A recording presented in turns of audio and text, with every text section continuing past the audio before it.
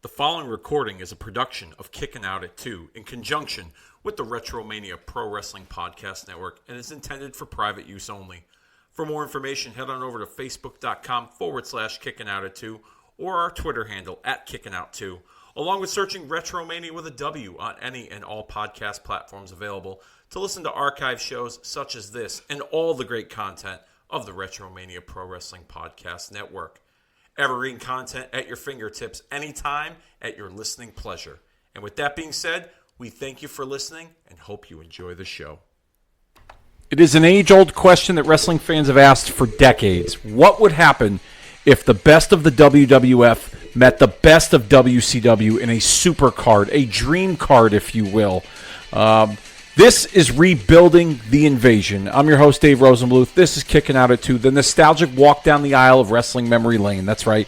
And joining me to help me rebuild this invasion, he's good at rebuilding a lot of things. That's why I bring him on for these concepts. My brother Justin, what's up, dude? Not much, man. Not much. It's, like you said, it's an age-old, even before it even happened. Yes. What would happen if, Yeah. you'd always see it in, like, the wrestling magazines. The after mags. Yeah, what would happen if, Bill Goldberg wrestled Steve Austin, or any number of different Sting and Bret Hart, Yep. or, again, any Even number... before, like, the Monday Night Wars, you saw a lot on those after mags of Hogan versus Ric Flair. Yeah, no, yeah. The WWF versus the NWA. And I think, too, like, to be the kind of set the table for this, like, a lot of the appeal for the Monday Night War was, like, especially WCW was really good at giving us those dream matches. Mm-hmm. They were kind of feeding that appetite. Hogan and Flair being the main one. But they did a really good job at that, and that made a lot of compelling television. Hogan and Flair, Hogan and Sting. Yeah. And people might not call this a dream match, but I think at the time in WCW, it was a big deal, and both still had, at least Piper did, still had a fair amount of equity. Was Hogan and Piper. Hogan and Piper, yeah. Well, you didn't really see, you saw the WrestleMania match with Piper and Orndorff against Hogan and T.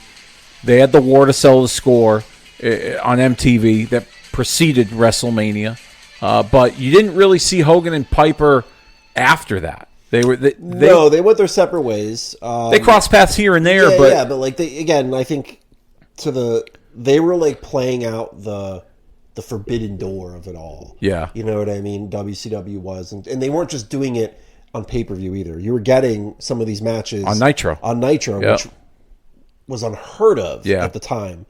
To have pay-per-view quality headlining matches one after the other every Monday night was a big deal. Another guy who, again, people may not necessarily agree as far as headlining dream matches, but like Lex Luger was another guy who was mixed in with a lot of these different people in different matches because he had a lot of back and forth between WCW, WWF, back to WCW, like Rick Rude, Jake Roberts. You thinking really shitty 1992 WCW? Like, there was.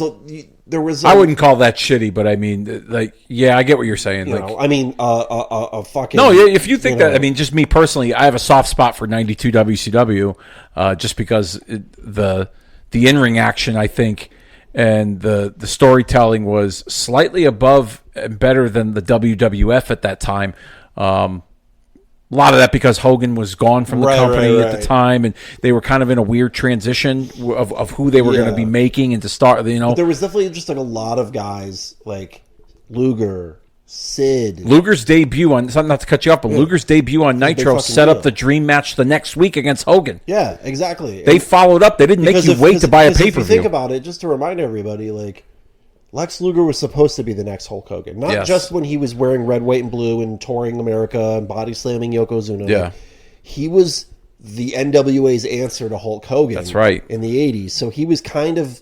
When they branched him off from the Horsemen and they had him oppose Flair, that's kind of the direction they wanted to go in. It was a compelling match to see.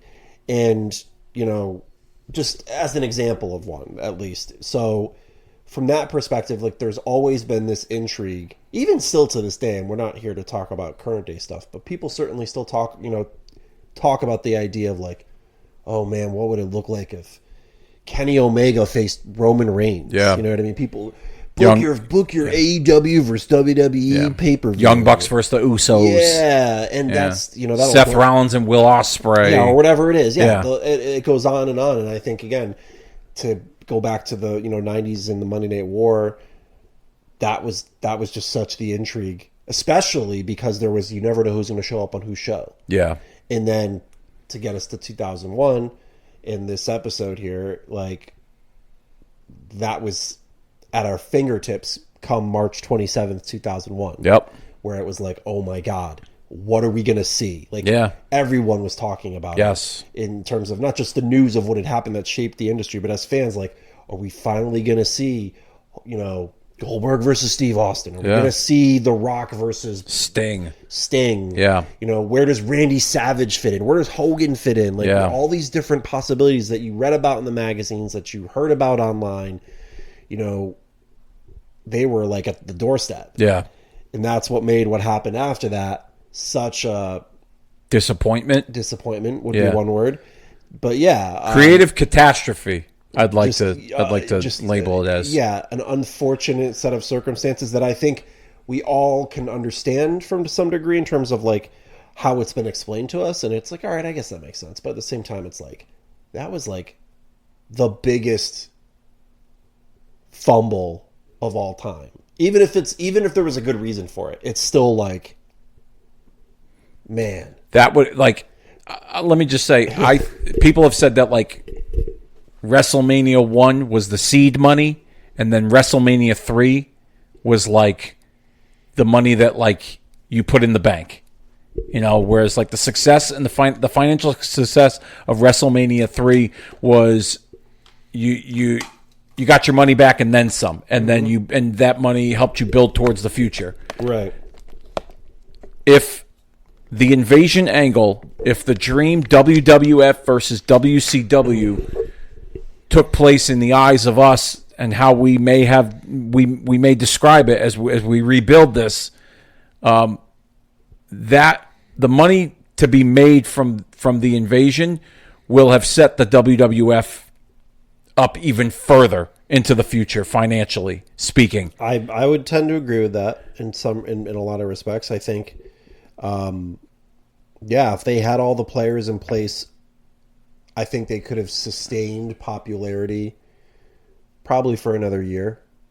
That was like the moment of Austin shaking hands with Vince McMahon at the end of WrestleMania 17 was like the literal peak of the Attitude Era. People call it the peak, excuse me, not even the Attitude Era, the peak of WWF's popularity at the time. Yeah. After that, there was a very slow decline. Yeah. And it was not helped by the fact that this didn't happen, I think, the way we all wanted to see it happen. If it did, I think they would have been able to sustain that popularity probably for another year. They probably would have taken us to WrestleMania the next year, and then the decline would have happened. All right. So that brings me to the next question.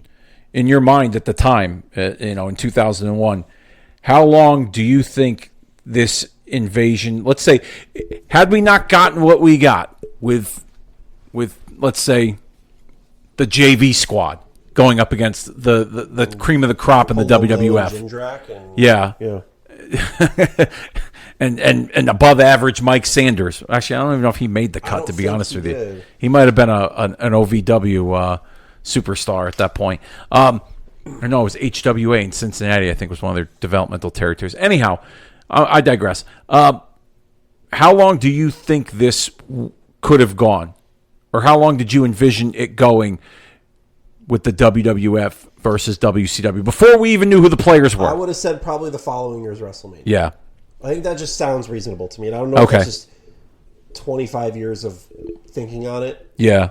Periodically. Yeah. It kind of warping my vision of it now, but I think you would have to think if this happened literally, again, the announcement of the sale happening the Monday before WrestleMania 17. You got to assume, all right, there's probably a year out of this. Okay. Even at its best, they could have gotten a year out of it. Yeah. Anything past that, you think it would have been too much? I think WrestleMania 18, a year later, would have been the logical conclusion to it. Okay. That I can. Or like the logical all right, this story's now changed and evolved into something else. Yeah. Which is where you could have obviously just leaned into the brand split and all that nonsense. Yeah. Okay. Fair enough. All right. So let's go back to March 27th. Or is it March? I think it was March 26th. March 26th, 2001. Nitro being held in Panama City Beach, spring break. Mm-hmm. And Monday Night Raw, Raw's War being held from the Gund Arena in Cleveland, Ohio. At the start of Monday Nitro, well, it was made public earlier in the day. I remember I remember literally seeing the website where it gave the graphic was the WWF scratch logo.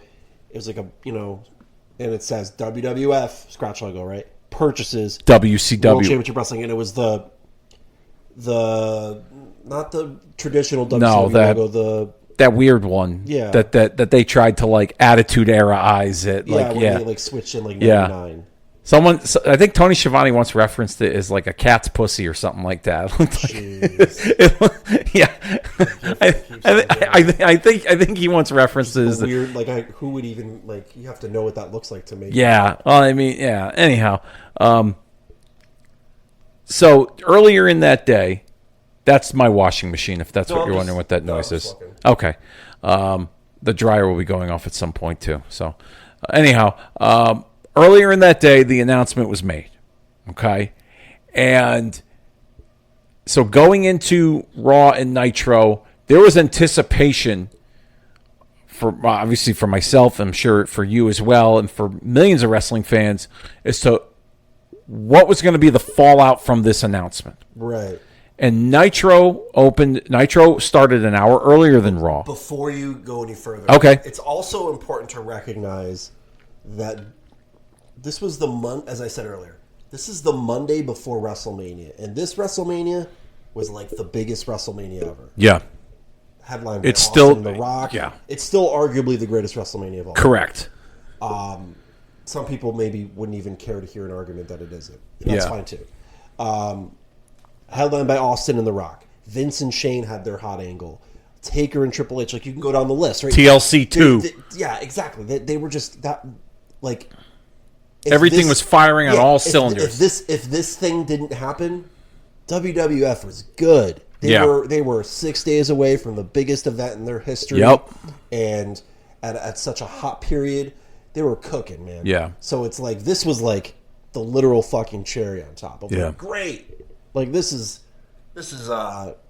again gravy. So that's the backdrop to what's happening in the company when this unfolds, where it's the rich are getting richer. Yeah. Yeah. So Nitro opens, starts an hour early before Monday Night Raw.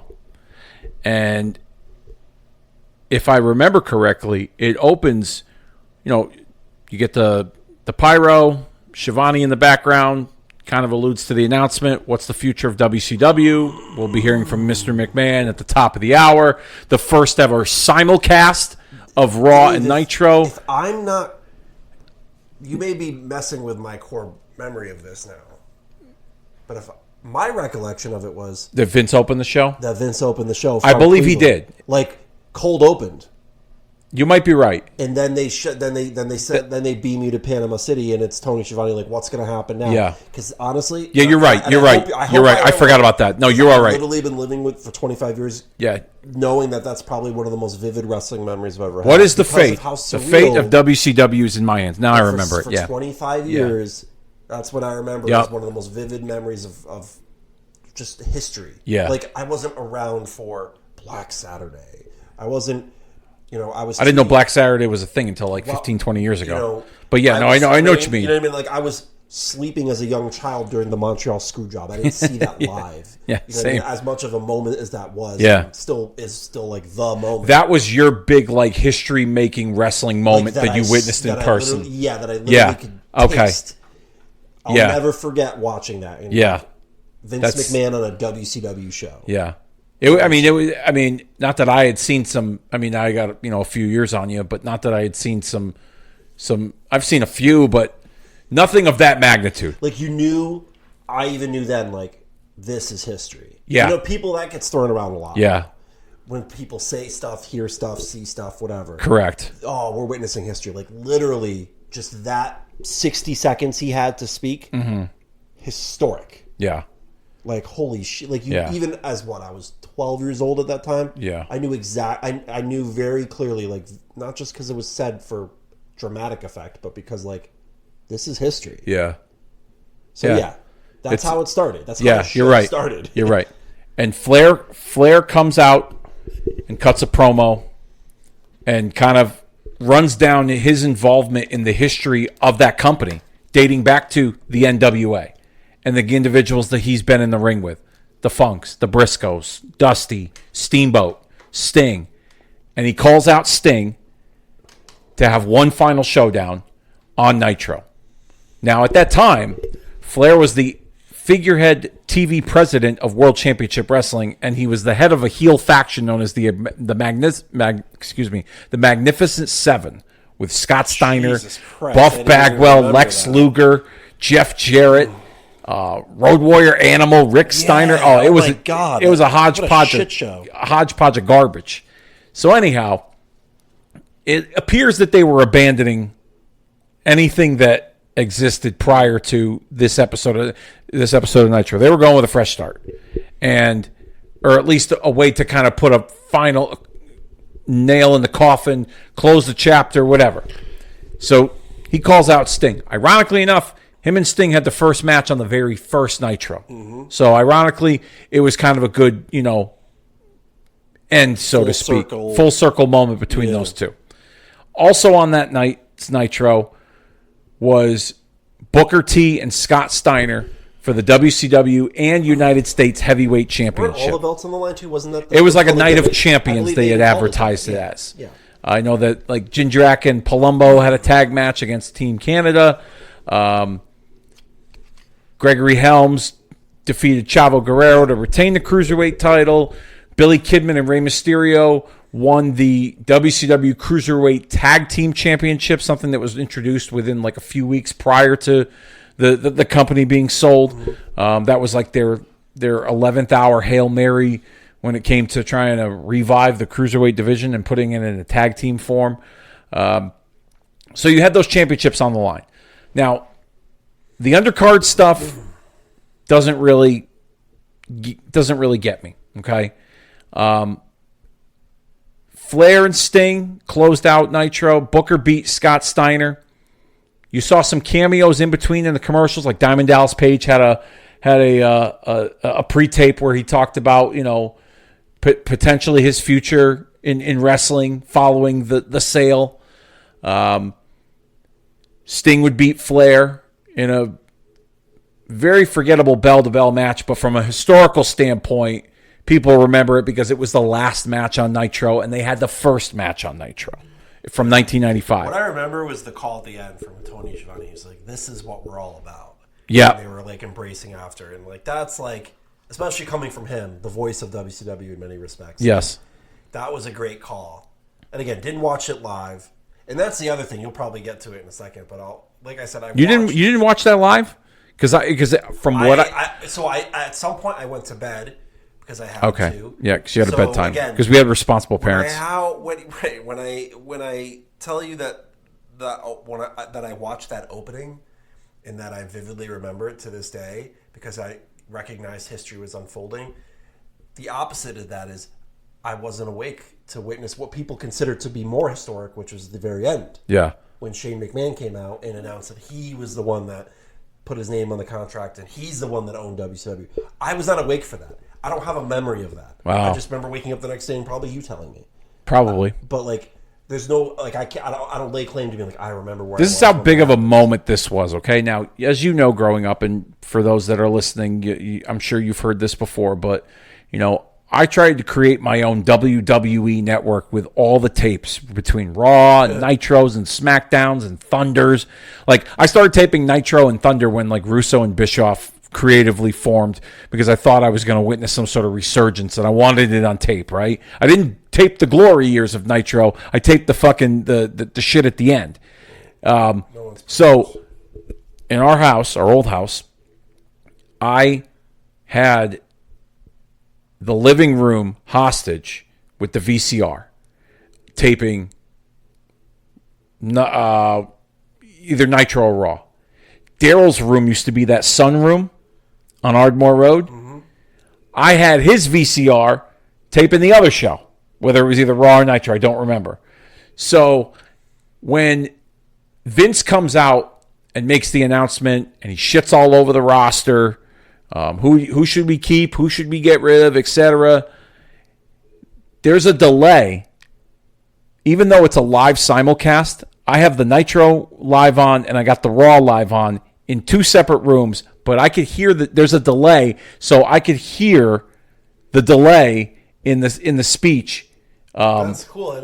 You've never told me that before. Yeah, that's pretty. So cool. Like when if I'm in the living room and I'm watching, let's say I was watching Nitro, Daryl's room didn't have a door. I remember it had like a curtain because mom and dad converted the sunroom into his bedroom. Yeah.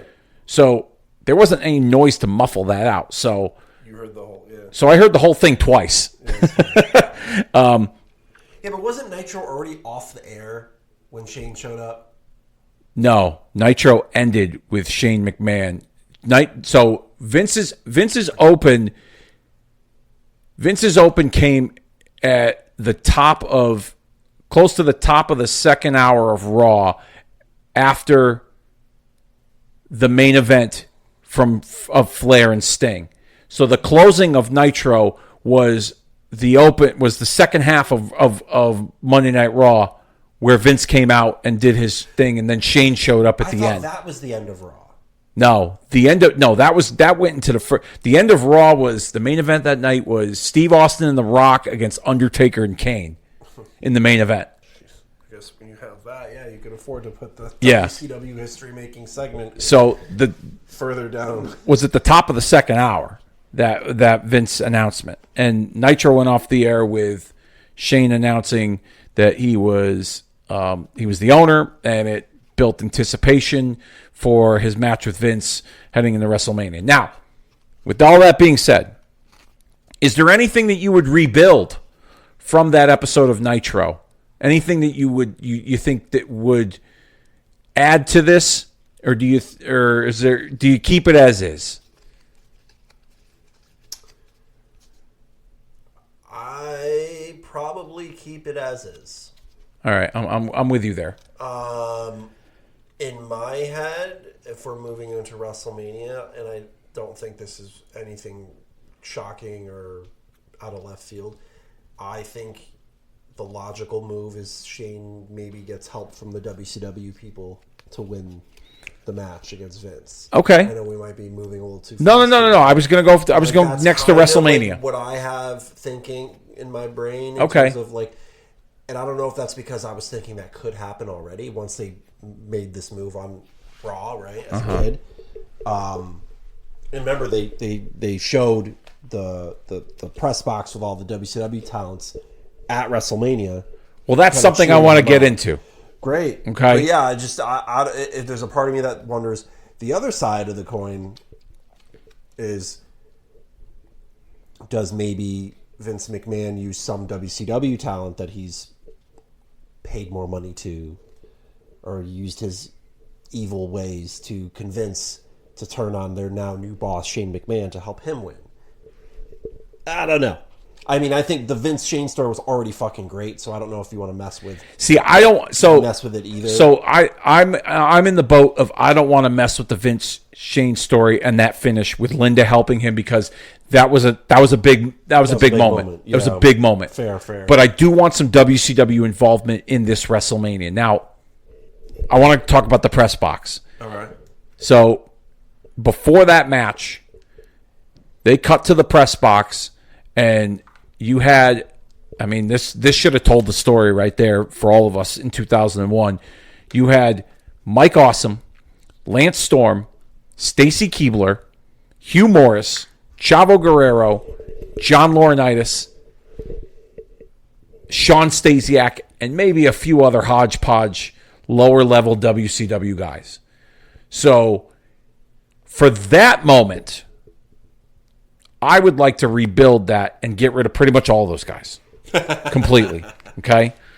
And I would have them be led by Ric Flair, Sting, Diamond Dallas Page, Scott Steiner, and Booker T.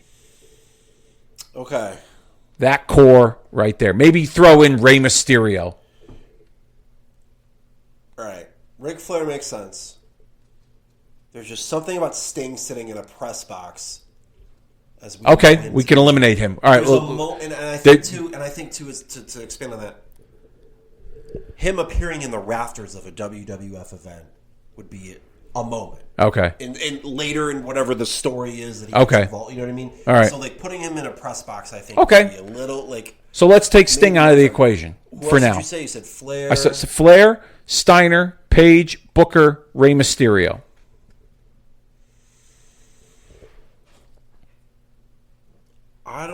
I think maybe Jeff Jarrett. So he's not GOONE gone? Well, I mean, I guess we're here to. Well, I mean, let's put it this way: Vince fired him, but Shane McMahon was the one that bought WCW. Right. So good point. If we're keeping it under, I might say maybe not have Diamond Dallas Page there either. Again, thinking about how other ways to introduce talent over the course of weeks and months. Okay. As long as you don't stick with DDP as the stalker. I don't have. Well, again, I'm fleshing out ideas in real time. So, in my head, again, Diamond Dallas Page, and I know he has also pitched the People's Champ versus People's Champ with The Rock. I'm not saying that right now, but I envision a scenario where, like Sting coming from the rafters or appearing in the rafters, Diamond Dallas Page coming out and through the crowd to do something, get involved in somewhere, Diamond Cutter somebody, pop the place. So I don't know if you necessarily need DDP up there for that shot, but everybody else, Flair, that works. Booker, Steiner, Mysterio, Jarrett. I mean, if you think about it, that's stupid. Flair and his group, and then the guys you just named. So that would include Buff.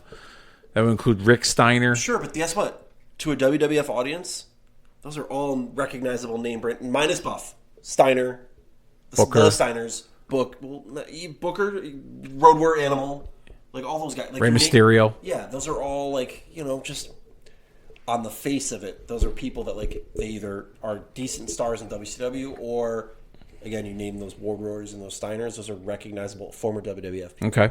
So you can almost put that tinge on that package of representation in that. So you want to lock that all in?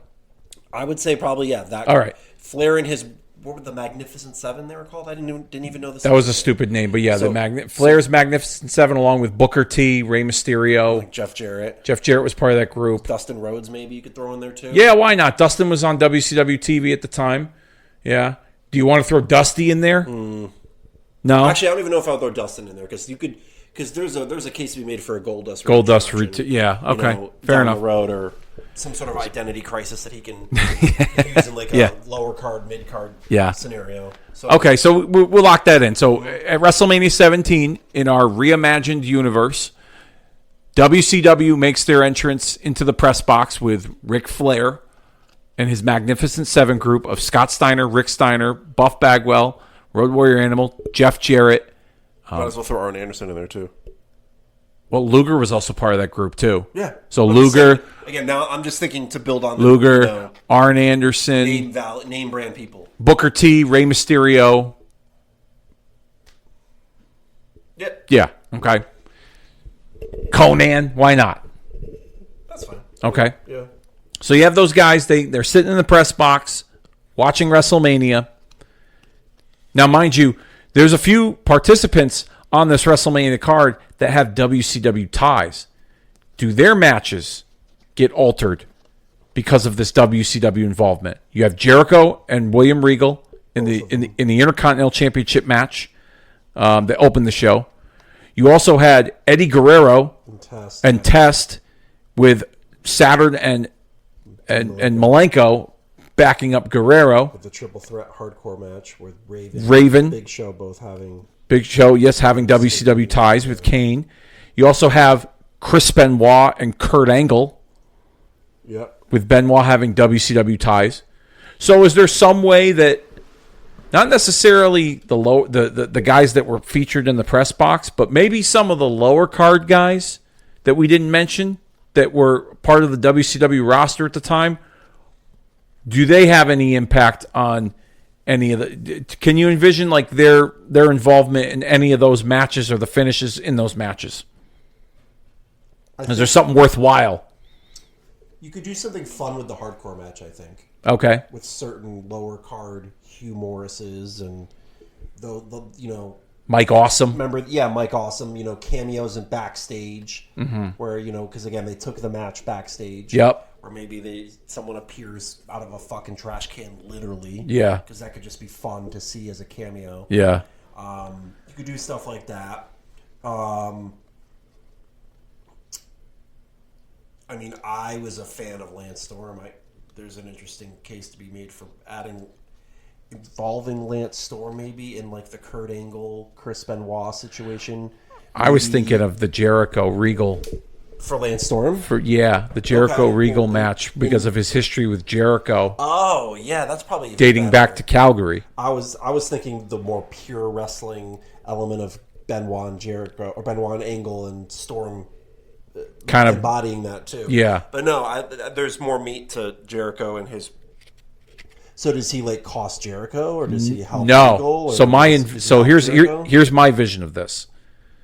Storm helps Jericho defeat Regal, unbeknownst to Jericho, and then it creates this story for Jericho post WrestleMania of, is he with the Alliance? Is he with WCW?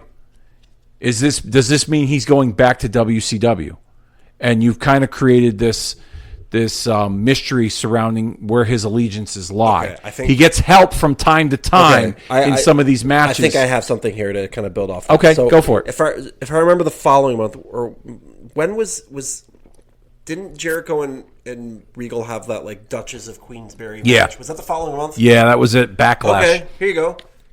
Storm helps him win, right?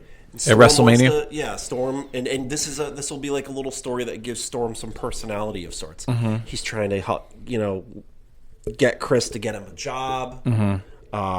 Let's reunite. Like we've, kind of go that route. And Jericho's kind of like unsure, like he wants to help his friend out, but like like maybe just watch my back around Regal or whatever, right? And then there's that dumbass Duchess of Queensberry match. Fast forward to Backlash, and then you can have Lance Storm show up and actually cost Jericho the match because Regal wrote the rules, right? Yep. The rules were his own, so he comes in and maybe he says like, "Oh, if you can beat Lance Storm, then you win the match." Remember he kept like stopping the match. Yes. To be like, after Jericho won, he was like, "Oh, now this is a no disqualification so maybe match." At some point this he's is like a no count out. Yeah. So maybe he's like, okay, like because Regal was also commissioner. He was the commissioner of the World Wrestling Federation. This is unfolding in real time for me. Yep. So, after one of those falls, Regal can get up and say, "Okay, all right. There's one more rule I forgot to mention, guys. Chris, you have to face your best friend Lance Storm." And if Lance Storm loses, he can never have a job here. So Lance, if you win, you can have a job here. So now it creates this interesting, like, what do I do? And they can maybe tear the house down for like 8 minutes. Okay. And then maybe Chris wins. Let's just say Chris wins. Okay. And then you get like a turn. And that's when Storm turns on Jericho? Yeah, Storm turns on Jericho because he lost, and then ultimately Regal signs him anyways to do his bidding against Jericho and further that. So then he'll no longer be a WCW contracted wrestler. He could theoretically, I guess he's no longer a WCW contracted wrestler, but he's been introduced into the fold. Okay. And then if he needs to be involved in the shows against each other, then that's another thing. But I'm just thinking of like how you could bring him in and build off of like what you just said, move him over, create some sort of lightheartedness of the two. hey man, like get me a job here. Like, you know, I don't want to stay with WCW. Yeah. And, you know, that place was a joke. And I don't know what Shane's got in store for us. Like, you know, how about you and I become tag champs? Or maybe you come to WCW, like whatever, you know, kind of, I don't want to say odd couple, but like give something to Lance Storm to be a personality in his, while using real life history. And then you fast forward to that match. You create that dynamic amidst the chicanery of it all. And then after Jericho beats him, it's like, oh man, I'm so sorry. Like, you know, and then it's like, fuck you, Chris. Okay. And then later it's revealed over the, you know, weeks and whatever, like, you know what, Lance Storm, after what you did to Chris Jericho, you now have a job here in the WWF. Okay. You know? And maybe he's like maybe he's William Regal's lackey. Yeah. You know what I mean? He's the, you know, the deputy commissioner or whatever. Yeah. Or not even that, but, you know, some sort of title. Something to give him some personality that you could use to work with Jericho further. Okay. So that's one idea. Okay. That's not bad. I can get behind that. We can lock that in if you'd like. Cool. So Storm helps Jericho win at WrestleMania. Yes. And then it sets up the following month, Duchess of Queensberry. Jericho's been getting the best of Regal in that match at Backlash. Then that's when Regal, well, before that, Regal inserts himself. Regal inserts Storm in, rule or whatever. As a new rule, and then, you know, Jericho and Storm have their little 8-minute banger or whatever, and then that's when Storm turns on Jericho. This is following him thinking that Jericho can get him a job. Yeah. Okay, I like that. Anything involving Guerrero or anything I got an idea. You talked the hardcore match, okay? Fun match. Yeah, I would say this is like going to be the lighthearted stuff. This could be the lighthearted stuff. I think we can't have too much WCW invading or getting involved in matches, but I think this is one match that you could get away with it. At that time, the hardcore title had that 24/7 rule. Mm-hmm. Okay? What if we expedited Mike Awesome becoming the hardcore champion and having him get involved in that 3-way at WrestleMania? I like that idea because you could almost create like a... They stole the title. Like, WCW stole the championship. Well, so I feel like it would be too early to say that. I think it would be like, oh my God, a WCW wrestler has a WWF championship. What does this mean? The 24/7 rule in effect. Agree. Again, it's the title that no one cares about, and it's for fun, it's comedy, but like it would be the crumbs of the bigger pie that is to be had later, which is like, whoa, like the history made at WrestleMania. A WCW wrestler just won a WWF title. Yeah, at WrestleMania, like, in a match they weren't contracted. So like it would kind of have that first time ever, like never before seen, quote unquote, thing, and it's kind of like, what does that mean? Yeah, well, like is he gonna take the belt to Nitro? Yeah, like, or what? You know, like you would have that type of like lower end story to kind of like help build this larger piece that's being made. But so still, I think we put the match, you know, as we saw it. It goes to the backstage area. Kane throws Raven through the glass window. They eventually make their way back on stage. The finish saw Big Show pressing Raven on the top of the stage. Kane delivers a boot to Big Show. Raven and Big Show fall through the stage, and then Kane does the elbow drop. But instead of Kane doing the elbow drop, that's when Mike Awesome shows up, delivers an awesome bomb off the stage to Kane through the stage that Big Show fell through. 1, 2, 3. Mike Awesome's the new hardcore champion.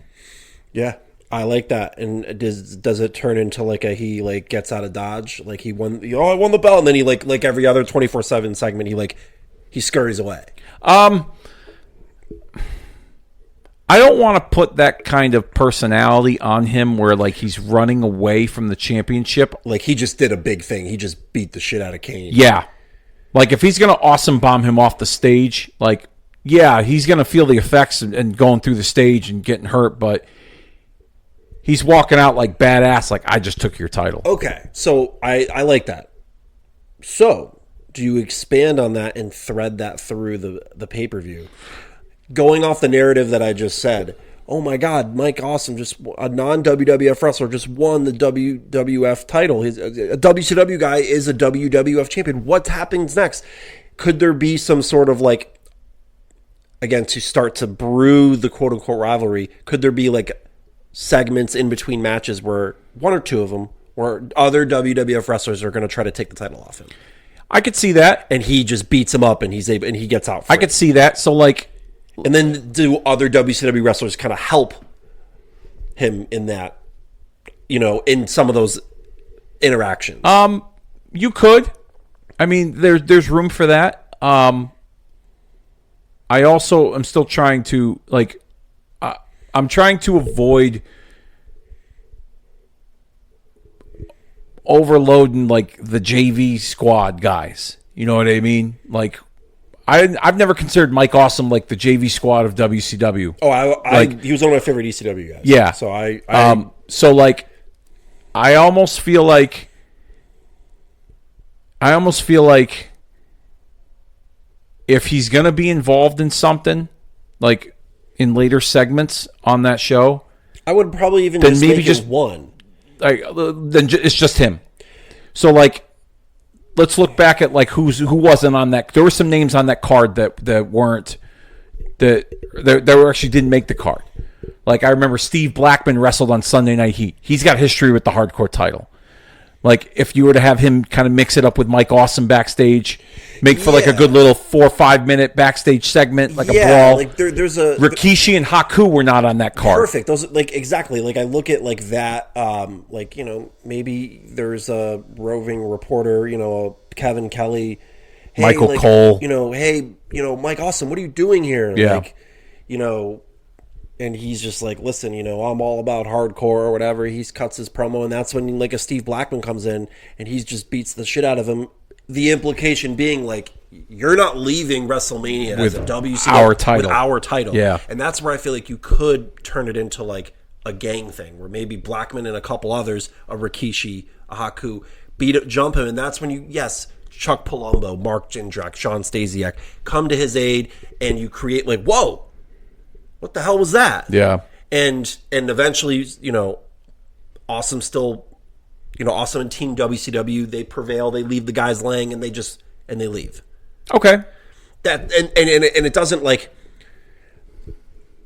I think you're telling people where things are going without saying it.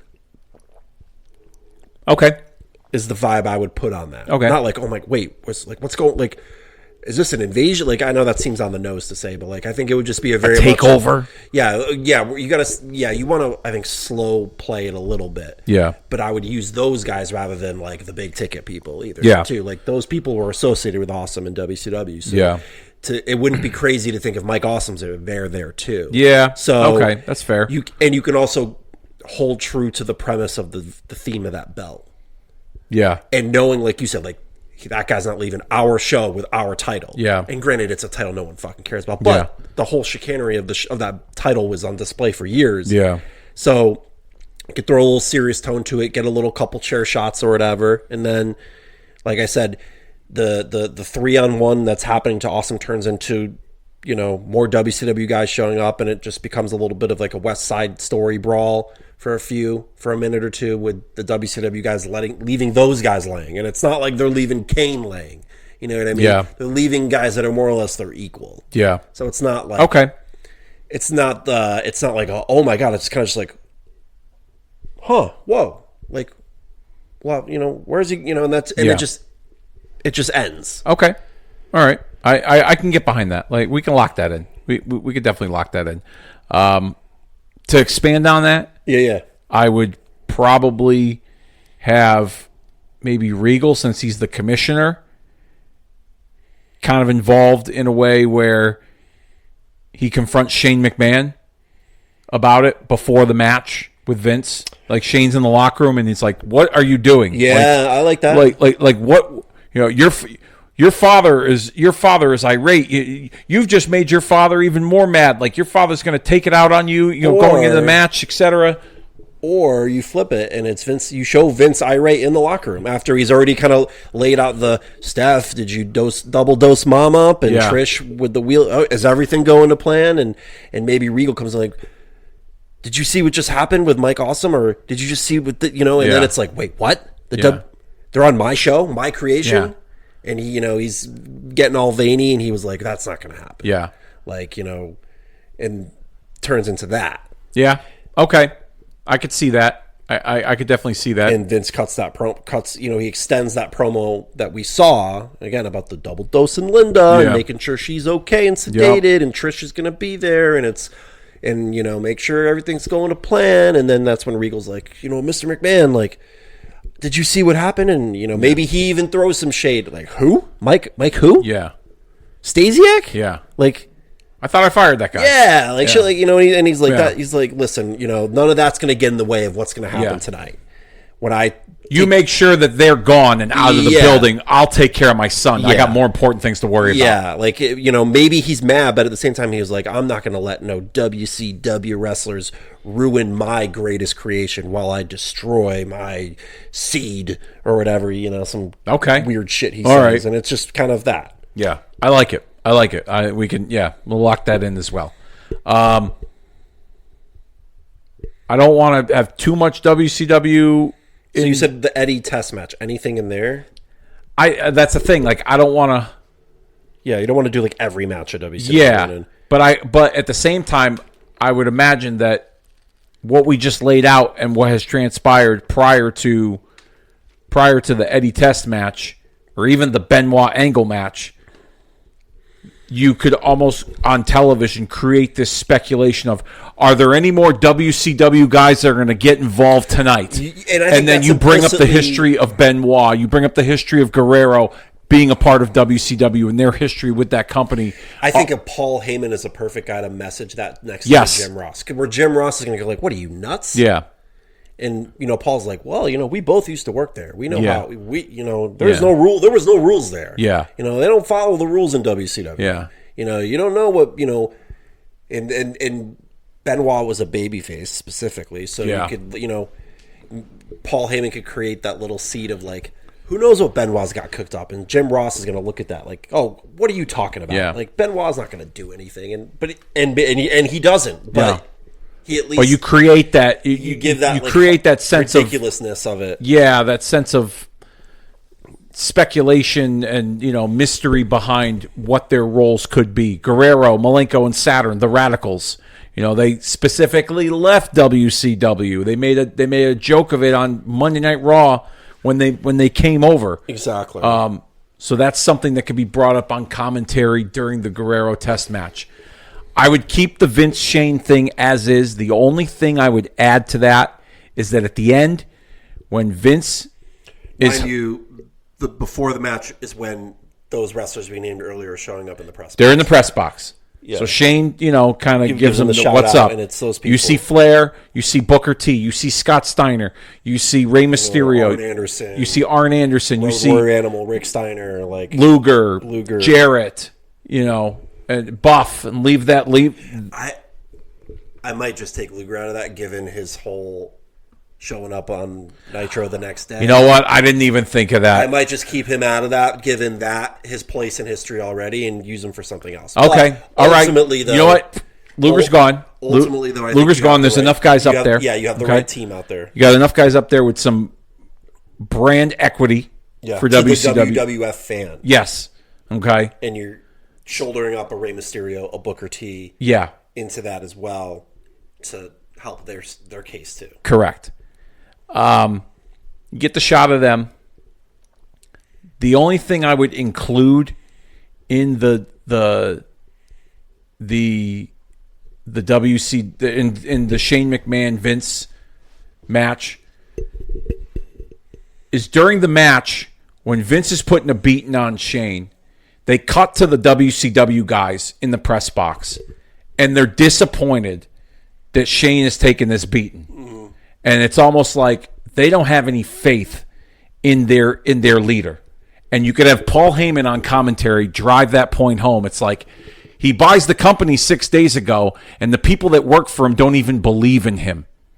And you create this sense of doubt that can Shane beat his father Vince, number one, and number two in this match, but can he figuratively beat him as the leader of WCW without having his talent support him? Yeah. Like how is he? So during the match, they get up and they walk out of the press box.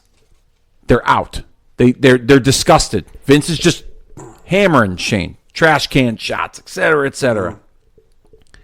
And as the match goes on, then we get the Trish fucking slaps Vince, her and Stephanie. They do their thing. They powder up the ramp. Vince grabs Linda, tosses her limp body in the ring. He's ready to fucking beat on Vince or on Shane. Linda stands up. Vince turns around. Low blow. The whole finish. Post-match, Foley's raising Shane's hand. Shane and Linda hug and embrace. Emotional moment. And you see the WCW guys from the press box at the top of the ramp waiting for Shane to embrace him. Clapping, giving him their endorsement that, like, you know, you're our leader and, you know, we believe in you. And, you know, let's put this fight to the WWF. Yeah, let's put this fight. So you got Flair on the top of the stage with Booker and Steiners and Jarrett and Rey Mysterio, Buff, Arn Anderson. You got those guys just, you know, embracing Shane at the top of the ramp. And let's say even like they give him a WCW T-shirt or something, you know, with the real WCW logo, not the fucking bullshit they gave him, you know, a few years later. And that closing shot is of Shane McMahon and WCW standing tall at WrestleMania. I like that. Okay. Now, my last inclusion of WCW on WrestleMania involves Goldberg. And it comes after the main event. Okay. So Austin and Vince, we get the turn. Vince helps Austin. They shake hands. They do the whole deal. They drink the beer, standing over Rock. Then all of a sudden, Goldberg's music hits. And you get the shot backstage of him coming through the Astrodome, not in a locker room like his normal entrance, but he pulls up in his Dodge Charger or whatever the fuck, his monster truck. Pulls up, walks right through Gorilla, the whole deal, comes down the ramp, stands face to face with Austin. And Austin and Vince, they have a moment. Austin's got the title draped over his shoulder. Vince is kind of standing behind him. Goldberg is pretty much just like, make the first move, dude. Like, this is what everyone's been wanting. I'm going to give you the opportunity to make the first move right now. And Austin powders out and walks out with Vince and heads up the ramp. And Goldberg helps Rock up as WrestleMania goes off the air. Okay. I think that's excellent. I would add in one element, very subtle. Before he powders out, he tries to stun Goldberg. He kicks him in the gut. He goes to turn around to give him the stunner. Goldberg pushes him off. Goldberg feeds him into the ropes. And as he's going to spear him. And as he's going to spear him, that's when Austin ducks out. Austin pulls back. Like he chokes back on the ropes. Yeah. And then he slides out. And then him and Vince leave. Okay. So they give you a little tease that the tease is that, like, the match is going to happen. This thing that Austin has been doing for the last 3-4 years, where he just stuns people, that shit's not going to fly with Bill Goldberg. Okay, I like that. The audience, like, he's done it to Vince, he's done it to Rock, he's done it to Undertaker, he's done it to everybody. It's not going to fly with this guy. Okay, this is a different breed. This is a WCW wrestler. All right, you know what I mean? Okay, and that's. But other than that, perfect. All right, so. Anything else WCW related that you would add to this WrestleMania? I kind of skipped over the TLC match as well as the Undertaker Triple H match. Is there anything that... I think we need to have some fun with what could be done with the gimmick battle royal. Okay. Is there some... Oh, that's right. I forgot about that match. Is there some inclusion of, after they've done the 25 minutes of entrances to the wrestlers where the Battle Royal begins, is there a... Just to give a comparison, is there a Mean Street Posse Kai-en-Tai type of run-in that takes place during the Battle Royal, but it's WCW wrestlers? Or WCW veterans? Can we just rattle some names off that we could just have some fun with that could try to insert them in the match? They could be the clowns of the Mike Sanderses too. Okay. And those guys just get buried by the Iron Sheik and Jim Cornette and fucking TL Hopper. You could do that.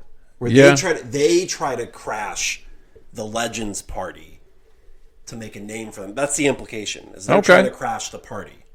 You could do something like that. You can do that, or again, you can do WCW Legends. That maybe once they've made all the entrances, then like some music hits, and it's like just a contingent of WCW people WCW Legends who are wishing to put themselves in the match. It could be fucking Larry Zbyszko. Could be Dusty Rhodes. I was going to say, if you were to do something like that, you would have Dusty lead that charge with like a Larry Zbyszko. And maybe even bring Dustin with him. So here's what you do. Maybe what you do is the match starts the way we saw it, and then once the ring is emptied out a little bit, Dusty's music hits, and a contingent of WCW Legends comes in, and maybe he cuts some sort of promo, maybe he doesn't, but they come down and tow the 5 or 6 of them against the 5 or 6 of the people left in the Battle Royal, and they get in and they kind of, you see the one side of the ring and the other, and they just brawl, and the match continues, and people get thrown out, and it probably ends the same way with like Sheik winning, and that's fine. You know what I mean? But you at least can get a cool moment where, like, again, let's try and draft some guys. Like I said, Dusty. You could do Dustin. I don't know if you would do Dustin because he's just younger. Like, again, Larry Zbyszko, Dusty. Zbyszko. I'm looking at Terry Funk. Terry Funk, yeah. Terry Funk was part of that. Is Paul Orndorff possible, maybe? He was working for them at the time, but I know that he had gotten hurt in that match with all the power plant guys. He could have done it though. Yeah, I'm sure they would have dusted him back then in 2001. So like Orndorff, Dusty, Hacksaw, Funk, Jim Duggan, yes, and you get like I'm trying to think of some more. Dusty Zbyszko, Jim Duggan, Terry Funk, Paul Orndorff. And we don't have to single out who on the WWF side that's in the match remains. Like, other than probably like Sarge and Hillbilly Jim and Sheik. Yeah, because they were towards the end anyways. Maybe even Earthquake. You keep Earthquake in there. Yeah, exactly. And if you want to get like a big pop of like the WCW guys fucking eliminating Earthquake or something. Right. Something like that. And again, you just kind of get a bionic elbow from Dusty to Earthquake pops him over the top rope. So you get this, let's just say 5-on-5, 6-on-6 that happens towards the end of the Battle Royal. Yeah. Eventually, the WCW guys get tossed. Some of the WWF guys are getting tossed, and that gets you towards the end of what we already saw. Okay. And it's just something fun, nostalgic. You've got Heenan and Okerlund. Heenan and Okerlund on commentary. You know what I mean? Yeah. And that's the end of it. Nothing more than that. Okay. I think that would be fun. All right. Yeah. So that pretty much. Now, you mentioned this earlier, but you said you wanted to kind of say you could save this for a later date. Do you have Sting anywhere on this show? Even if he's just in the rafters of the Houston Astrodome? Or do you save that for a later date? I think you save it for a later date. Okay, that's fair enough. Only because I'm not sure how it would work. I had this image of like Sting observing at the end Undertaker standing tall over Triple H. But it doesn't have to happen either. No, it doesn't. And in my mind, you probably want, thinking a year ahead, you probably want Sting and Undertaker at the next year's WrestleMania. Yeah. So you got to figure out how to get to that, I feel like. Okay. But Sting's first appearance is going to be meaningful. Yes. Regardless. Yes. So, yeah. Okay. All right. So we've rebuilt the first part of this invasion from WrestleMania, from a WrestleMania perspective, we have Lance Storm interfering and helping Chris Jericho beat William Regal for the Intercontinental Championship. Mm-hmm. We have Mike Awesome winning the Hardcore title over Kane, Big Show, and Raven in that three-way, which ends up being a four-way because of the 24/7 rule. Later on, Mike Awesome and a few of the lower card WCW guys would get involved in a scuffle with guys like Steve Blackman, Rikishi, Haku, the Hollies, Hardcore, and Crash. We would cut to Vince in the locker room, kind of delivering that speech to Trish about upping Linda's dosage with Stephanie. Regal comes in. Did you just see what just happened? Blah, blah, blah, blah, blah. Mike, who? Oh, I got bigger things to worry about than that WCW, pal. And that's when Regal's tasked to make sure that they're all out of the building. That's your problem. That's your problem. You deal with it. You're my commissioner. You work for me. You deal with that. Yeah.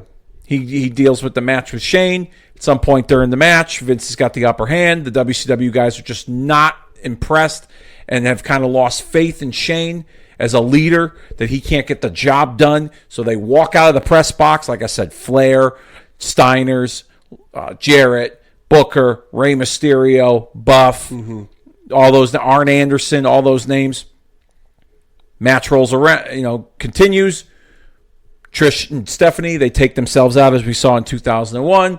We get the same finish, except post-match. The WCW guys are at the top of the ramp waiting for Shane to embrace him because they have restored their faith. Yeah, and they got their full support for him as their leader of WCW. Mm-hmm. And then, like you said, Gimmick Battle Royal, we get a few of the legends. Dusty, Larry Zbyszko, Terry Funk, Hacksaw Jim Duggan, making their way into the Gimmick Battle Royal, having a little bit of a face-off. We still get the same finish. Sheik ends up eliminating Hillbilly Jim, and he's the winner of the Gimmick Battle Royal. Main event, same finish. Vince helps Austin. They shake hands. They embrace. They drink beer over the rock.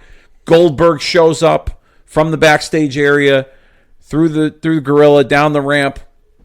There's security and cops, mind you, because he's not a WWF contracted wrestler. So let's kind of add some realism to it that that he's not welcome there, but they're having a hard time stopping him from getting in the ring. Mm-hmm. He makes his way into the ring. They face off. He tells him, "Make your move, dude. This is what everybody's been wanting to see. I'm giving you the first opportunity to make the move." Austin goes to stun him, but Goldberg blocks it, shoves him off against the ropes. As Austin's turning around, he sees Goldberg lining up for the spear. He ducks out. Him and Vince walk up the ramp. Goldberg helps The Rock up.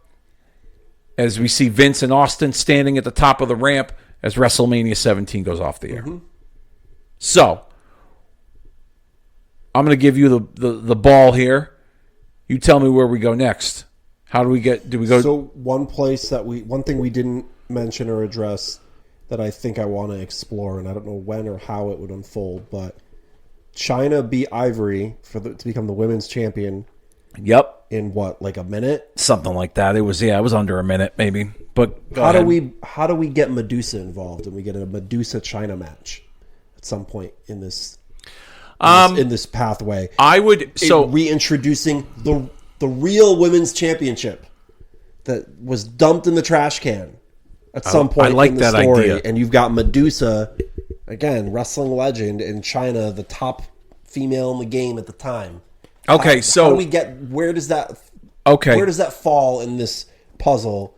How could it get there, and how could it be treated as a meaningful match? Okay. Somewhere, presumably at a pay-per-view. Okay.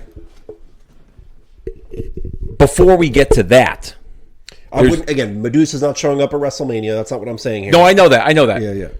So before we get to that, there's one other important thing that I think we should at least address and see if there's any need for any WCW involvement or if we just leave it as is. And that was the formation of the two-man power trip with Triple H and Steve Austin the next night on Raw. I keep it. Okay. Well, okay. I keep it provided, I don't know, in my head, I don't think you can, are we going to fantasy make him not injured? Because I feel like he's injured. Something happens to him. He legitimately gets injured. Are we taking him off the board? No. I'm just saying, like, because he gets injured like a month later. A couple months later, yeah, he's gone. Yeah, he's gone for a couple months. Yeah. So yeah, are we saying he's not gone anymore? No. We can still book under that premise. I'm just not. I just wasn't sure. I have a thought in my mind about Triple H, and the thought comes with him being injured. Okay, so let's run with the premise that we got that formation of that power group: Vince, Hunter, Austin, and they turned on The Rock. This time Goldberg ain't there to save him, okay, like he was the night before, or to at least come to The Rock's aid. Mm-hmm. So it gives them more of an opportunity to form this little alliance, so to speak. Yeah, I would still keep it the way it is. Okay, that's what I'm saying. Yeah, I'm with that. I'm with that. I just wasn't sure because Hunter was a big part of not being a part of the invasion angle because of his injury. But all right, so let's go back to Medusa. All right, I do think there is room for that, especially with that women's championship belt that she had in her possession at that time. You also have to go back to in 2001. At that time, they were starting to slowly turn Chyna into a heel. She was getting dominant victories over other women. I believe she had beaten Trish, and I believe I could be mistaken, but I know she had beaten Lita on pay-per-view in a very competitive match. It was probably one of Chyna's best wrestling matches ever. And it looked like they were going that route of what they did with Sable. Pose for Playboy, become the champion, let all the success get to your head. So you know what? With that in mind, that's a good trajectory to not necessarily introduce it right away, but as that is building for Chyna, that's when you bring Medusa back. So does Chyna throw the challenge out and Medusa shows up, or is Chyna starting to get a big head? Yes. And then Medusa shows up and was like hold on, girlfriend. Listen, bitch. This is about, I'm a wrestler. I don't pose nude. I'm not in this for money. Yeah. I do this because I love it. Yeah, you let this get to your head, da-da-da-da-da. You could have been a role model for little girls and women all over the world, and you've decided to... You can work a program there. Yeah, okay. Where maybe the first meeting, which you build as a big deal... symbolically, Chyna, whether she wins or loses, steals that women's title from Medusa. Okay. Medusa's the face here. Okay. And Chyna is just, now she's got 2 belts, and she's, she's got that kind of aura to her. And you use this dynamic to maybe elevate the Trishes and Litas of the world in some fashion. Maybe Medusa gets her heat back. Maybe she gets a win back from Chyna out of it later, and Medusa's the champion. But then Medusa can work Trish, a rising Lita. Ivory's still in the picture. Okay. And now you can kind of transition off of Chyna, knowing that Chyna's also not far away from leaving anyways. Yeah, she wasn't long for this world after. So you can the Lita match. Use that storyline to write Chyna off eventually. Okay. With making Medusa kind of the transitional centerpiece and moving us off Chyna, and then getting the next crop of women ready. Trish and Lita specifically. Jazz is coming to Victoria, okay. And Deuce can anchor the women's division for the year or for the 10 months. While they use what you just said about Chyna to kind of make that happen. And Deuce being the complete opposite of what women's wrestling at that time was represented, with the bra and panties and the evening gowns and stuff like that. So she would almost be the heel in this situation as the champion, because she does not represent what women's wrestling in the WWF represented at that time. Wait, you're saying Medusa is the bad guy? She could turn into the bad guy eventually. Yeah. Because those you mean after she's done with after Chyna? She's done with Chyna. Yeah, that can happen. You could also do just a babyface with her and in a torch passing match to Lita, Toronto, Dusa, and Trish. That's pretty big. Okay. As a thought, just know. But maybe you get the first China Medusa match at Invasion. Okay. Because that I would still, in my head, would still keep that event. Now, are we trickling some of these things along the way to get to Invasion? So, like, are like, because WrestleMania was April 1st. Mm-hmm. We talked a little bit about Backlash with Lance Storm getting involved with the Jericho Regal Queensberry Rules match. Backlash 2001 saw Austin and Triple H win the tag team championship over Undertaker and Kane. Are we still kind of keeping things as is with that storyline? Is there any WCW involvement there? Triple H would win the Intercontinental Championship from Jeff Hardy. Or I'm sorry, he would win from Jericho. And then him and Austin would beat Undertaker and Kane, who were the tag team champions at that time. You may pause? No, you're good. Okay. So in my head, that all still goes the way it's supposed to. Okay, fair enough. We don't need to... And I think we already talked about like Lance Storm, Jericho. That's starting to heat up by the time we get to that Triple H injury. Yeah. But this is going to be an out of pocket idea. Triple H gets injured. The next week on Raw, he comes out. He's got crutches, and Stephanie's with him, and they cut this very like, guys, I'm hurt. Like, I gotta go away and take care of myself. Mm-hmm. Don't know when I'm coming back. This could be the end of my career. All that good stuff. You're gonna have to help me fill in blanks because it's moving a little too fast on my head right now. But the guy who writes him off, the Macho Man and Miss Elizabeth both show up. Ooh. And I was thinking Big Papa Pump, but I like a Randy. Now are we talking 1999 Randy Savage with like the leather and the slick back hair that he tried to reinvent himself? I mean, or are we talking? That's what he's at. Okay, right? Like he's not. He's kind of modernized himself at that time. Okay, so Savage is the one that takes out Hunter with Miss Elizabeth. Yeah. And maybe Miss Elizabeth bitch slap Stephanie. That could be a match at Invasion. Well, if Hunter's hurt, Miss Elizabeth versus Stephanie. Oh, okay, all right.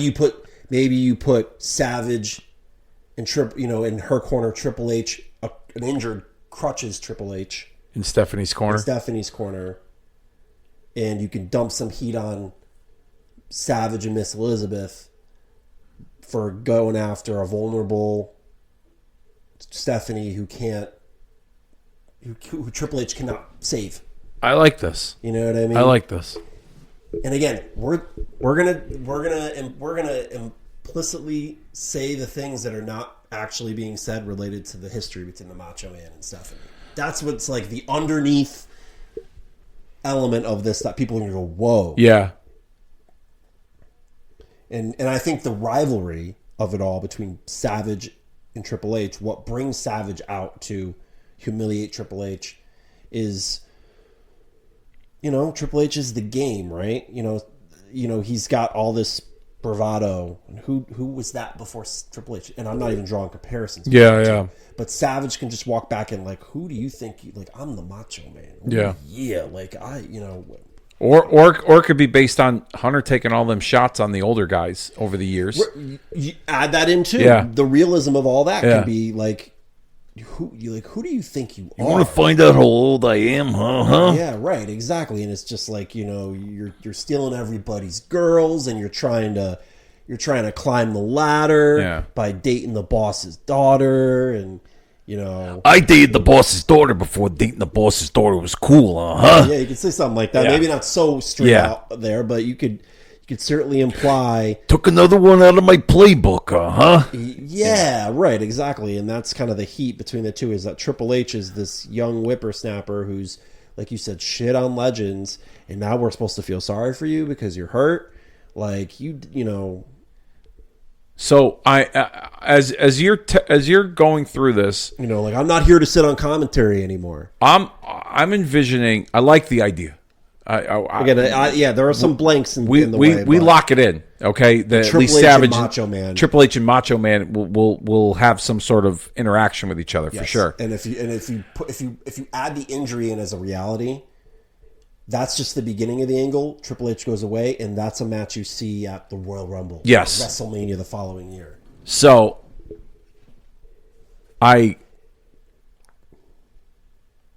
there's a part of me that wants Sid involved because he was Macho Man's bodyguard in WCW towards the end of his run. But Sid also broke his leg in half in January of 2001, and I don't think he would nearly be available in time if we're sticking with injuries and we're sticking with the way certain things went. Then I don't think I'm going to fantasy book Sid into being Savage's bodyguard and being like his big heater with Elizabeth. Okay. However, I got another name in mind that was on the WCW roster at that time that I think would fill that role pretty well for Randy Savage, and that to be with Randy Savage as like his heater, and that's Bam Bam Bigelow. Okay. Bam Bam Bigelow was involved in a lot of those hardcore matches. Bam Bam could kind of do the heavy lifting for Savage. And also, too, I wouldn't have Savage wrestling every week or even every pay-per-view. I would kind of keep him as an attraction. You could still keep him on TV, but his matches are like attractions. Mm-hmm. Like you're paying to see him wrestle. Bam Bam's the one as his like heavy, as his big heater, is the one that kind of takes care of a lot of Macho Man's dirty work. Here's another. So, okay, I'll keep going. I'm envisioning Savage, Hunter and Stephanie, heartfelt promo. I got to go away. Savage and Elizabeth come out. What do you think you're doing? Blah, blah, blah, blah, blah. Everything you laid out. They get face to face. All of a sudden, out of nowhere, comes Bam Bam Bigelow from behind and attacks Triple H. Moonsault to the leg. He's on crutches. Savage maybe delivers a top rope elbow. Elizabeth bitch slaps Stephanie McMahon. And we're off to the races. Okay. With Bigelow as Savage's like heater. Okay, so here's another element that I might want to pile on to. Okay. That all happens. That essentially writes off Triple H. Mm-hmm. What's Savage going to be doing next, right? Who's going to come to the aid of Stephanie on behalf of Triple H? But none other than his best friend, the Heartbreak Kid, Shawn Michaels. Oh, and that maybe gets you Shawn and Savage Macho Man SummerSlam. Yes.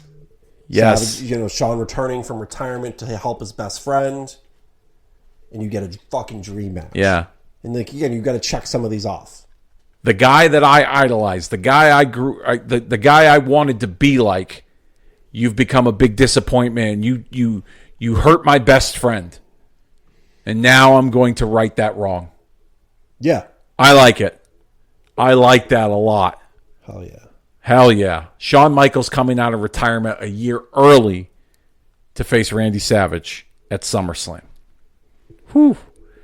And I know we've kind of skipped Invasion a little bit. We're hopping around. We're hopping around. I'm just thinking of what I would have the Michaels Savage contract signing take place at Invasion.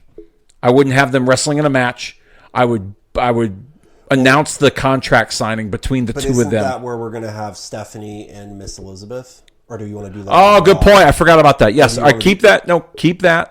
Keep that. We can have Michaels come later, heading towards SummerSlam. No. Let's do this then. No, we don't have to jam it all in. No, we could spread out because still there's King of the Ring we didn't account for. Mm-hmm. Do we maybe do that? Hunter got hurt in May of 2001. Yeah, King of the Ring was in June. Correct. So maybe do the match, the Liz Steph match at King of the Ring. Okay. And you can there's the overtones of the Billion-Dollar Princess, the First Lady of Wrestling, King of the Ring. Mm-hmm. You can kind of intertwine those themes in there. Macho Man was once King of the Ring. Triple H was a King of the Ring. Yeah, Macho like King, that, just Triple H, points. So you can have it there so that you can do the contract signing at Invasion. At Invasion. Okay. Maybe that's where Bigelow shows up. Hunter on his crutches, about to confront Savage in the middle of the Liz Stephanie match, and at King of the Ring. At King of the Ring. Yeah, but that's where Michaels would show up to save him after. Oh, okay. That's what I'm saying.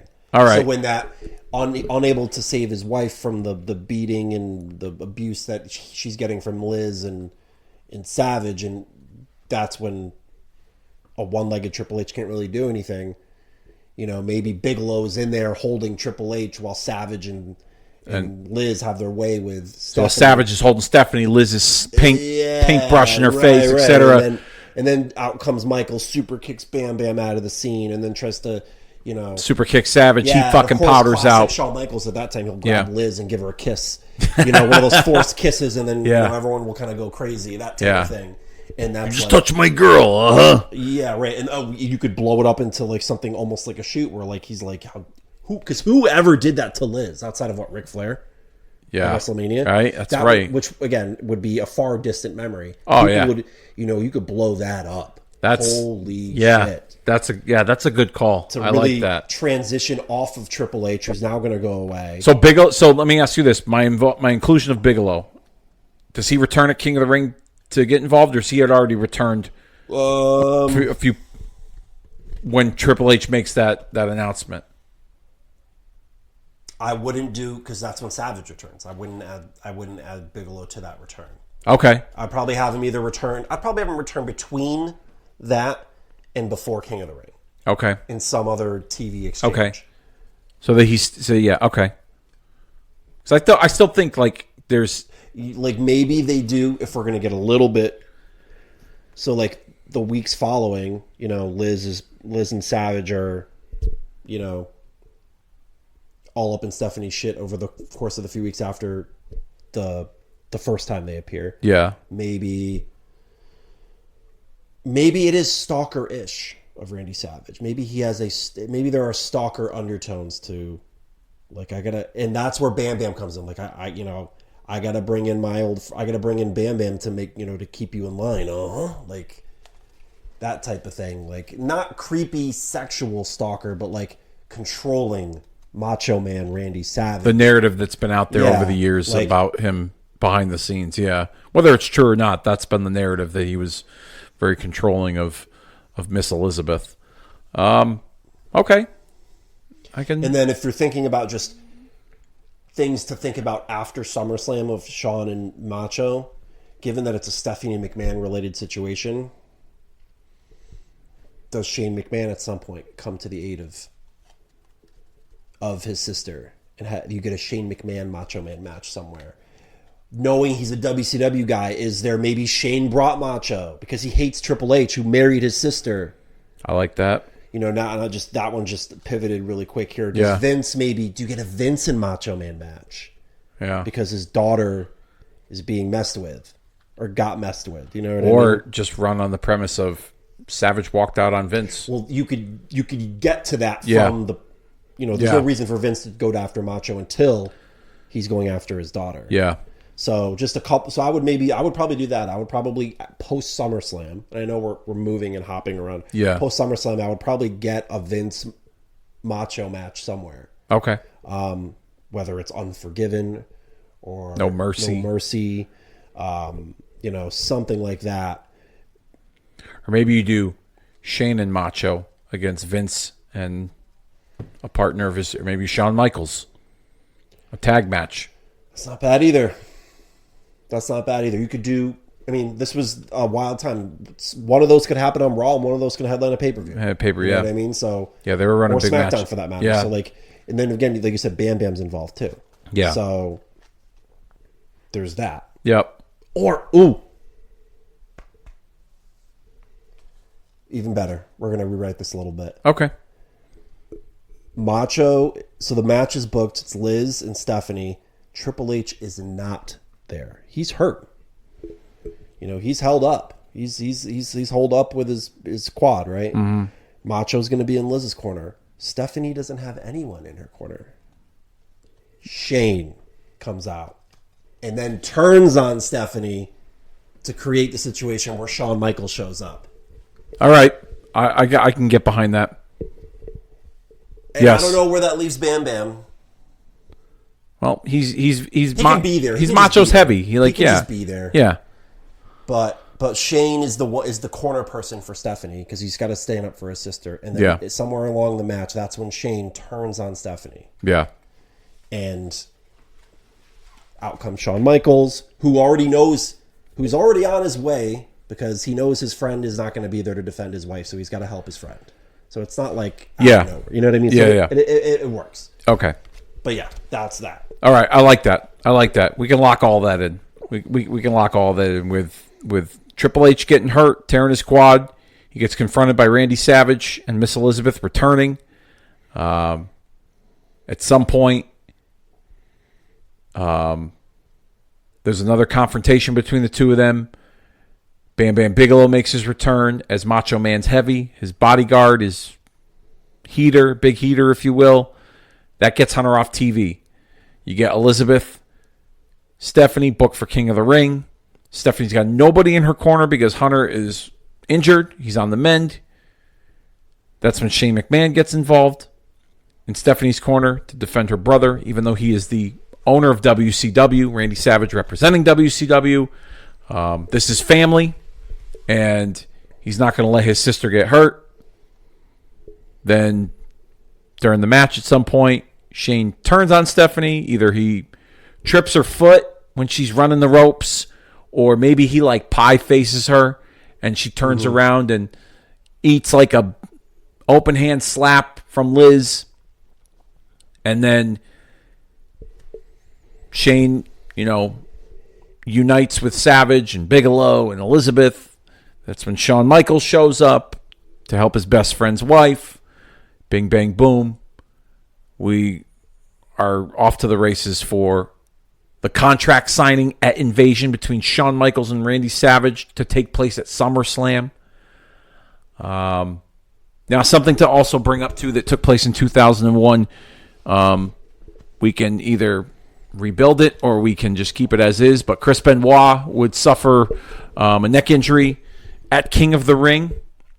Well, all right, hold on. Now that you just brought up King of the Ring, Shane McMahon, Kurt Angle took place on that show. Fuck. Well, you can do Savage. You could do Liz and Stephanie early in the card. Yeah. And then do Shane and Kurt Angle. And that could add some heat, too, because Kurt Angle had a thing for Stephanie. Yes. So, in a backstage thing later, an interview with Michael Cole, your thoughts about what Shane just did out there. And he's like, listen, everyone knows my history with Stephanie. I love her very dearly. Yeah. Your family, whatever. Yeah. You know what I mean? You could say something stupid and cheesy about how families aren't supposed to do that and stuff like that.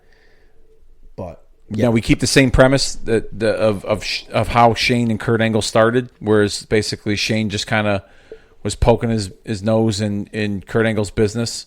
Yeah, I'll keep that. Yeah, okay. All right. So we'll keep all that. Benoit. Plus it adds more. Even though they're not connected, him, and again, it would just be a night of thing, right? Because he did it the night of. Yeah. But holy shit, man! Someone better kick Shane McMahon's ass. He just did that to his sister. Yeah. And great. In 25 minutes, Kurt Angle's going to do it. Kurt Angle's going to fucking throw him through 3 plate glass windows. Adds a little bit more. A little more intensity to that match. I like that. That would be. I mean, you're not doing it for that reason, but it lines up. Yeah. At that show, Chris Benoit got hurt in the triple threat match with Jericho and Austin for the title. Okay. Booker T would also make an appearance.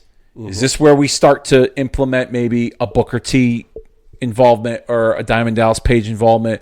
Are we setting up the 5-on-5 invasion? I think this is the first this is an invasion. Yeah. What is happening? Yeah. Really start to kind of message those things out loud more. I do think, is there Is there a world where Diamond Dallas Page is mixing it up with The Rock here? Or in The Rock. So The Rock was written off television the night after WrestleMania 17, and that was the 2-man power trip formed. Okay, so in the cage. So Rock's not on TV at this time in 2001. Okay. Now I'm trying to think. Now I'm hopping, but now I'm trying to think. Does Benoit stay injured like he was in 2001, or does he have? I would keep the injuries. Okay, keep the injuries. All right, fair enough. But I'm thinking just like, okay, let's just stay on Booker T. So Booker T goes after Austin.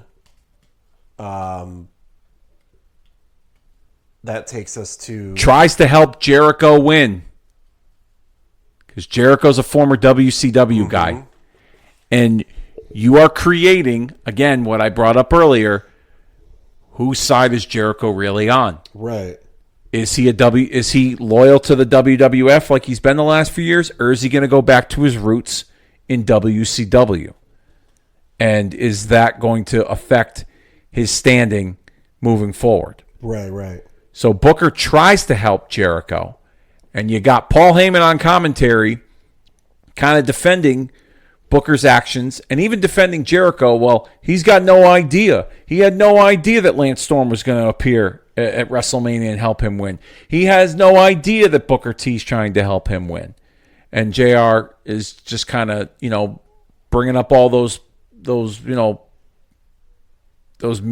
storyline points of Jericho was a former WCW guy. Jericho got his big break in WCW.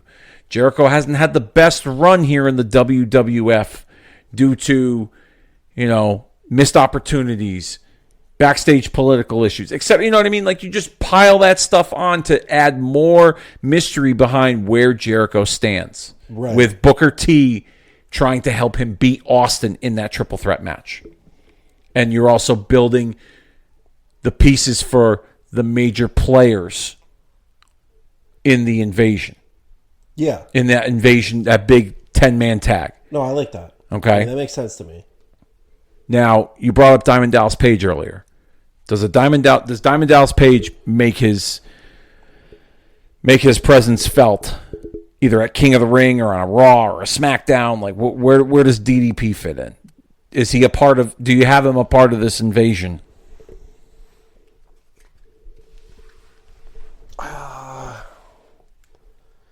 Yeah, I think there's I don't know, I like the idea of doing Page and Rock somewhere. Okay. And maybe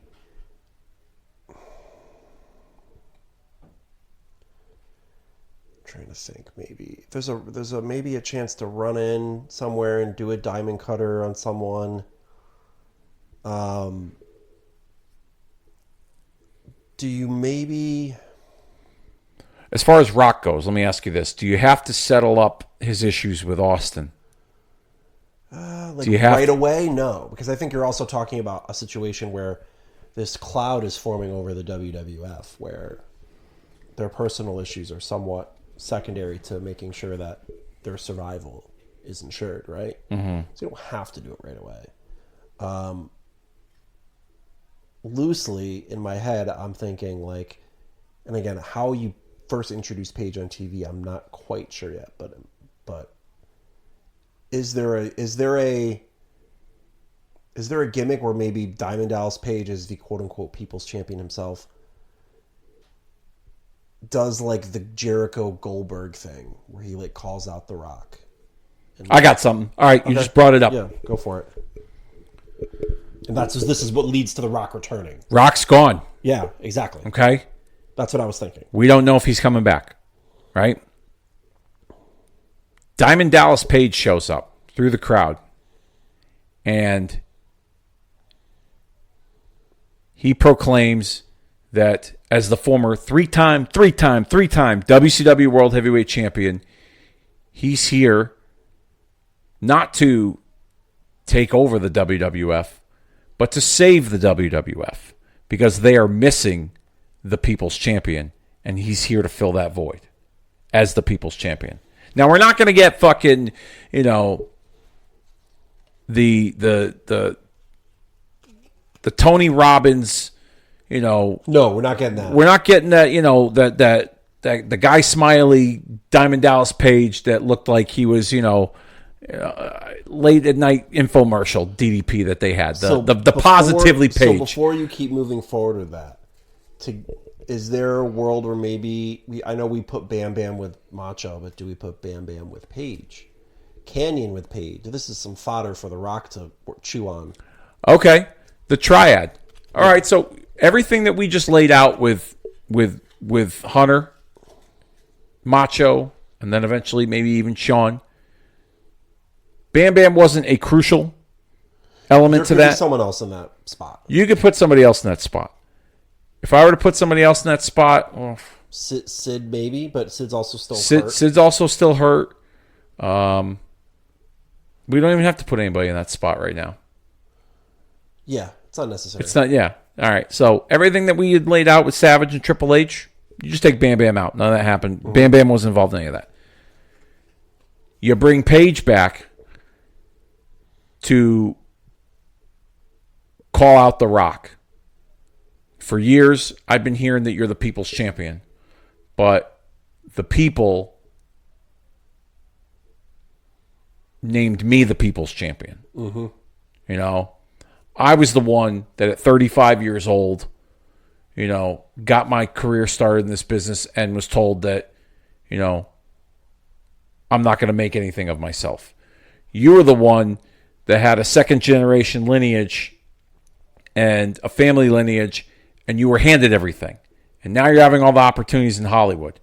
My life, my career in wrestling is a Hollywood movie. Yeah. And you've taken all of that. And yeah, you could start. You could build off of that. And Paige calling out The Rock for weeks. Where are you? You're supposed to be the people's champion, and the people are calling for you, and you're nowhere to be found. I've been coming, every week. You can have Paige come out, buys a ticket, doesn't even make it in over the guardrail. He's got a ticket in the front row. Mm-hmm. Then maybe he shows up with Canyon and Bigelow. Jersey Triad thing. Yeah. And you have him calling out Rock for weeks. And then at one point, he calls out Vince. And he's like, this is your company. He works for you. And he's nowhere to be found. I'm the real people's champion. Where is he? You need to produce The Rock. Otherwise, Bammer and Canyon and I are going to take over the show, right. Interrupt some matches, interfere, etc. Maybe they even do interfere in a couple of matches with like the Hardys or, put some heat on the Hardys or Edge and Christian or whoever, even the Dudleys, APA. You could, pick whoever. And then that's where Vince, over the course of, let's say, a SmackDown or a Raw, he goes to Miami to look for The Rock. Ooh. Because he needs to have a conversation with him. And he needs to right the wrong that took place at WrestleMania. Austin's not thrilled with it, but Austin's got bigger fish to fry right now with this invasion. So he's going to let Vince handle his business, and he'll address that at a later date. Right. But Vince is in order to kind of stop the bleeding a little bit from this invasion with the Jersey Triad kind of disrupting some of the matches, he needs The Rock. And he goes to Miami to search for him. He goes to the gym. He goes to the fucking nightclub. He goes to... Similar to when him and Briscoe went looking for Austin a few years prior to that. Mm-hmm. Him and Briscoe and Patterson, they went to Texas looking for Austin. He's looking for The Rock, but he's looking to bring The Rock back. Okay? And the cliffhanger to end that SmackDown, and this may seem very cinematic, but, this is us here rebuilding the invasion. Vince gets to The Rock's house, and there's a gate, and he has to press the intercom to get access in, and you hear The Rock go, "What the hell do you want, jabroni?" "Rock, I came here because I need to talk to you." And then the gate opens, and Vince fucking walks through the gate, and you roll the credits for SmackDown, and that's the end right there. Okay. So then when the next time Vince is on TV, and let's say they start the show with Vince in his office, and he's there, let's say, with Patterson and Briscoe. And they're trying to strategize how they're going to stop the bleeding for this WCW invasion. And Vince and Patterson and Briscoe, ask Vince, so how did the conversation with The Rock go? What happened? And before he could even answer, Page, Bigelow, and Canyon show up. And they attack the Stooges, and they drag Vince out to the ring. Shane's there because he's the boss. So Shane's kind of directing all the traffic while the three of them are putting a beating on Vince. And they pretty much call out The Rock and say he's got till the end of the night. Otherwise, WWF Raw's War will become WCW Monday Nitro. I like that a lot. And you build towards the end of that Raw where The Rock comes out to confront Diamond Dallas Page. And that sets up their involvement in the 5-on-5 match invasion. And then you have the story of, all right, Vince convinced The Rock to come back. Now he's got to convince Rock and Austin to coexist for this match against WCW's team at Invasion. And that's the build-up for the next few weeks as they have this team. So on one side of WCW, you have, let's just say, Diamond Dallas Page and Booker T are your two. And then on the WWF side, you have Stone Cold Steve Austin and The Rock. Who else do you fill out on those 5-on-5? You have the Shawn Michaels Macho Man contract signing for SummerSlam, so you take them out. For both sides? For both sides. Who's on WCW again? So far, Booker T and Diamond Dallas Page, who were on the original team. And in the WWF side, you have Steve Austin and The Rock. Booker T being the WCW champion. Scott Steiner. Okay. I like that. I got two more. Go for it. Goldberg. Because now he gets a piece of Austin. You get a little preview there. Yep. And then we finally get Sting's involvement. As the fifth man of that team. Not Ric Flair? No. I wouldn't have Flair on that team just yet. Flair also at the time wasn't wrestling full-time either. I think you can do something with Flair that doesn't have to have him be the centerpiece. Oh, this wouldn't be a centerpiece. Oh, so here's an idea. Flair is the original guy in the spot. But he's some injury. He gets attacked. He's old. Mm-hmm. Then you slide Sting in. Okay. All right. I like that. And maybe that happens like the Monday before, the go home before an invasion. Okay. I like that. Where, they've laid out Sting and WWF's like, yeah, now you're down one or whatever. Okay. That transpires. And there's some sort of 5-on-4 melee at the end of Monday Night Raw. And then, Sting comes down from the rafters. Yeah. And he helps WCW kind of lay out whatever's left of the WWF team. Okay. I'm thinking for the WWF side, Undertaker. Easy pick there. Mm-hmm. And Jericho. And Kurt Angle. So everyone on the WWF original Invasion team, The Rock just replaces Kane. Kane was on that original team. It was Austin, Kurt Angle, Kane, Undertaker, and Jericho. I might remove Jericho if he's got his business with Lance Storm. And make that a match on the card. Okay. Maybe put Kane in that spot. Undertaker, Kane, Austin, Rock, and Kurt Angle? Yeah. Okay. Again, knowing that, again, we're going, maybe they're on their second or third match of that story. The first one being the Queensberry contest. Now, here's an idea. that I thought of too, because we also have to remember June. I want to say it was early June of 2001 was when we saw the alliance formed with Shane McMahon's version of WCW, and then we saw Stephanie McMahon become the owner of ECW with the ECW wrestlers involved, creating the alliance. Mm-hmm. Does Stephanie McMahon, now, we just saw that she's, involved in this Randy Savage, Shawn Michaels, Miss Elizabeth sort of thing. Does she pivot and move over as the owner of ECW? Because I'd like to keep her where she's at. I was going to say, I'm not... Here's, now that you're talking about ECW. And I have more to expand on that in a minute, but go ahead. Okay. Loose idea. Okay. I would pinpoint another attraction on this road. In my head, Survivor Series is still going to be kind of what it was, but it may not end the same way. And I don't think we're going to necessarily talk about that now or tonight. No. But I would have Unforgiven be where... So we've gotten the Invasion, which will be like WWE versus WCW. SummerSlam will have your big ticket matches. Then there will be another big match of 5-on-5 War Games at Unforgiven.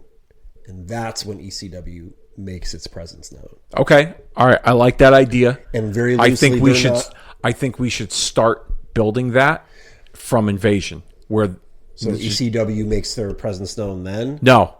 So the ECW wrestlers that are under WWF contract at that time, you had Taz, the Dudleys, Raven, who else was on that?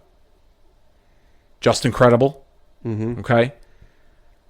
Was Rhino there yet? Rhino was there. Yes, he was a part of Edge and Christian's little trio. So you got Rhino, that's 6. Okay.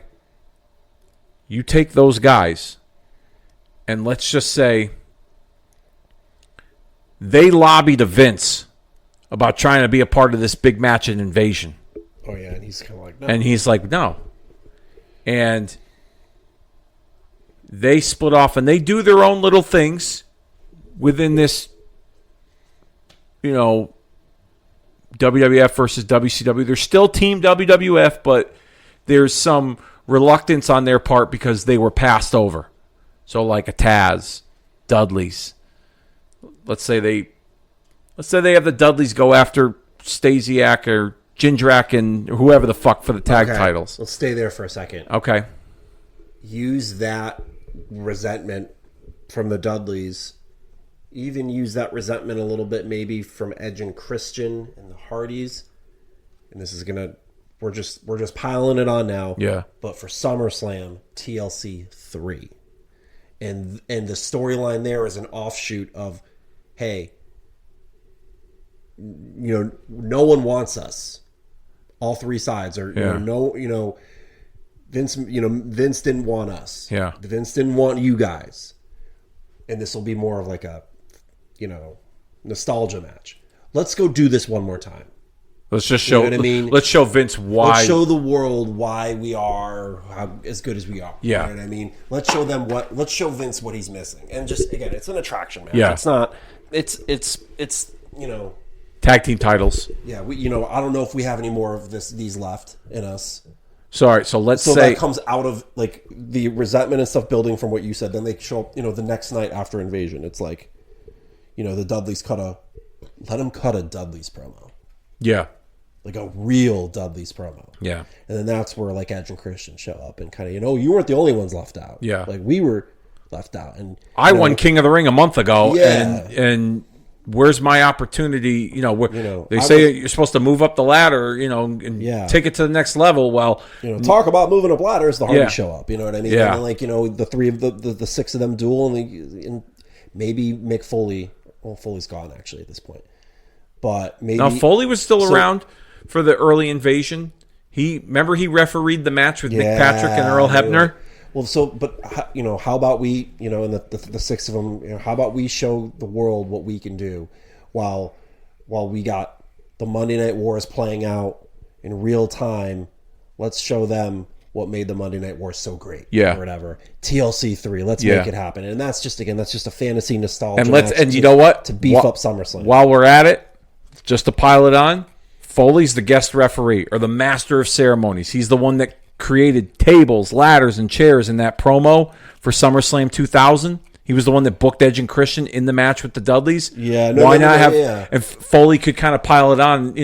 And he goes, I stuck by the WWF through thick and thin, and this is the kind of things that are gonna, ruin the WWF by alienating your core guys, you guys, and let me be the one to direct all the traffic. Let me be the one to referee your carnage, at SummerSlam TLC 3. Yeah, and give it like a hardcore twist. Yeah.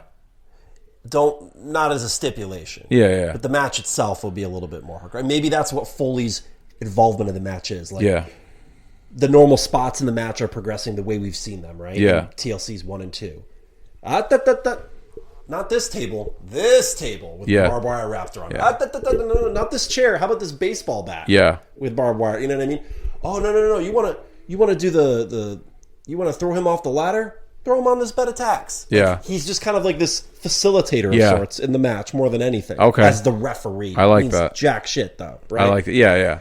He's just there to raise their hand at the end of the day. That stipulation also becomes the reason why the Dudleys win the match. Giving the Dudleys further grievance to go, we won TLC 3. All right, let me expand on that. To then get to where you are probably going. Let me expand on that. The Dudleys get help from someone that they are very familiar with from their days in the original ECW. It's not Spike, though, right? Taz. Another guy who left ECW, went to the WWF, hasn't exactly had the best run, and that eventually, with all these ECW guys that had wanted their opportunity to represent the WWF during this invasion, they finally come together and are like, hey, we're obviously from the land of the misfit toys. Let's show them. Yeah. And then that's when they eventually get to Unforgiven War Games, and they get involved in the War Games match. Yeah, but I wouldn't necessarily put them in the War Games match. No, they get involved in it. No, they make it crash it to like a non-finish. Yes, that's exactly where I'm getting at. So that's the exactly Taz where I'm getting at. Here's another way that you could amplify that, and like, holy shit. Again, Foley's kind of upping the ante for the six of them. Do this with barbed wire. Do this with flaming tables. Do this with the tacks and da-da-da-da-da. This special ladder. And all this not, and it's somewhat funny, but it's also like, all right, I didn't know we could go here, right? And part of that, like we saw in the second version, is each team had a third person that helped, right? Mm-hmm. So sort of play that out. And when Lita makes her appearance, that's when Taz shows up and chokes her the fuck out. Ooh. And for Lita, like a punk chick bitch, like who can hang with the dudes, we are now reminded that's a woman. Yeah. In the way that he just ragdolls her with the Taz mission and the Taz plaques in like just, again, 2001, folks. So this fits. Yeah. You're reminded that's a woman by the way he just like chokes her out and, thwarts her interference to help the Hardys. Yes. In furtherance of the Dudleys winning the match. Yes. And you get a holy shit, like he just choked her out. Yeah. Which is like a very, without even saying it, a very ECW thing to do. Okay. All right.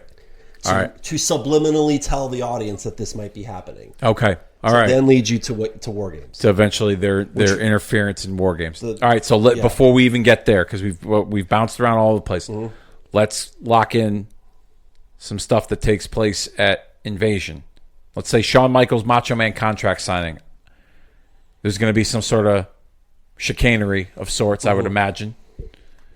Shawn and Macho. Do we get maybe at the contract signing? That's where we get Macho's heavy. we find someone to fill that role. Or it's just a straight up fucking little brawl between the two of them after they sign the deal. I think it is, and I think you can kind of redirect it from like the heat that Macho got to like the stuff about like, I saw you coming before you did, Sean. Yeah. Like, I wanted to pass the torch to you. Yeah. You know, and you just like your buddy Triple H just had no respect for our business. Yeah. You know, and that kind of thing. Ooh, yeah. And, all right. You know, yeah. but now we're both here. I'm buying it. Now it's time for us to put on the match we were meant to put on. Okay, I'm buying it. I like it. You know, and you can put some sympathy into it. Like, I don't know how much I have left. Yeah. So it's going to shift a little bit. Yeah. Okay. I like that. All right. I would probably have Sean win the match, and then probably have Macho do something at the end to get some heat after the match. Okay. Like maybe there's kind of like Jericho and Michaels at WrestleMania, where maybe a nut shot after a Valiant match where Sean wins. Yeah, right. Sean goes to hug Savage, like, all right, I get it. I understand now. Like, and Savage, this is all I wanted was to give this to you. Yeah. And then, boom. Yeah. Lays him out, and we continue the Savage Michaels. Well, I don't. Yeah, you maybe don't need another match. You don't need another match, but you could get another match out of it, but it's not right away. Yeah, right. You could kind of prolong it, especially if we're going to WrestleMania next year. Doing that tag match we mentioned, or maybe you're doing something with Vince too. So that's that stuff to think about. So then we got the Invasion match itself, the 5-on-5. You have on the WCW side Booker T, Diamond Dallas Page, Scott Steiner, Booker T, and Sting, who would eventually replace Ric Flair. Let's say Ric Flair gets injured, or Ric Flair gets... Ooh, here we go. I got something. Goes back to the ECW thing.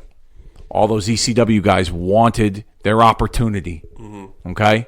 And Vince told them, nope, I don't have time for you guys. Blah, blah, blah, blah, blah. I got my team, etc. And quite frankly, like, if you want a place here, you need to show me what you're worth. Those ECW guys eventually are revealed as the ones that attacked Ric Flair and took him out of the Invasion match. I like that. Okay? So you're starting to build towards eventually what we're getting when they all interfere in that War Games match. I like that a lot. Okay? Because they represent something completely different than what Ric Flair represented in wrestling. And maybe you could eventually get to a Ric Flair, Shane Douglas. Even though Shane Douglas was not involved in the original, in the ECW, WCW Invasion Alliance storyline, whatever the fuck, maybe you can get to that. But let's just say the Dudleys are the ones that do it to Ric Flair. All right? And that starts the breadcrumbs that eventually leads to them with the TLC, with Edge and Christian and the Hardys, with Mick Foley kind of as the master of ceremony, so to speak, to show Vince what they're all about and, to prove to him that, they shouldn't have been snubbed, et cetera, et cetera. And that takes Flair out for a little while, okay? But when he returns, it's eventually Ric Flair representing WCW against this rebel ECW group. And it's, like I said, the hardcore, extreme nature of what ECW represented versus the tradition of professional wrestling. Yeah. That is Ric Flair. And we don't have to book that right away, but that's just something that we can put out there and maybe we'll expand upon in part 2. The 5-on-5, WWF, Steve Austin, champion, co-captain with The Rock, Undertaker, Kane, Kurt Angle. On the WCW side, Booker T, Big Papa Pump, Diamond Dallas Page,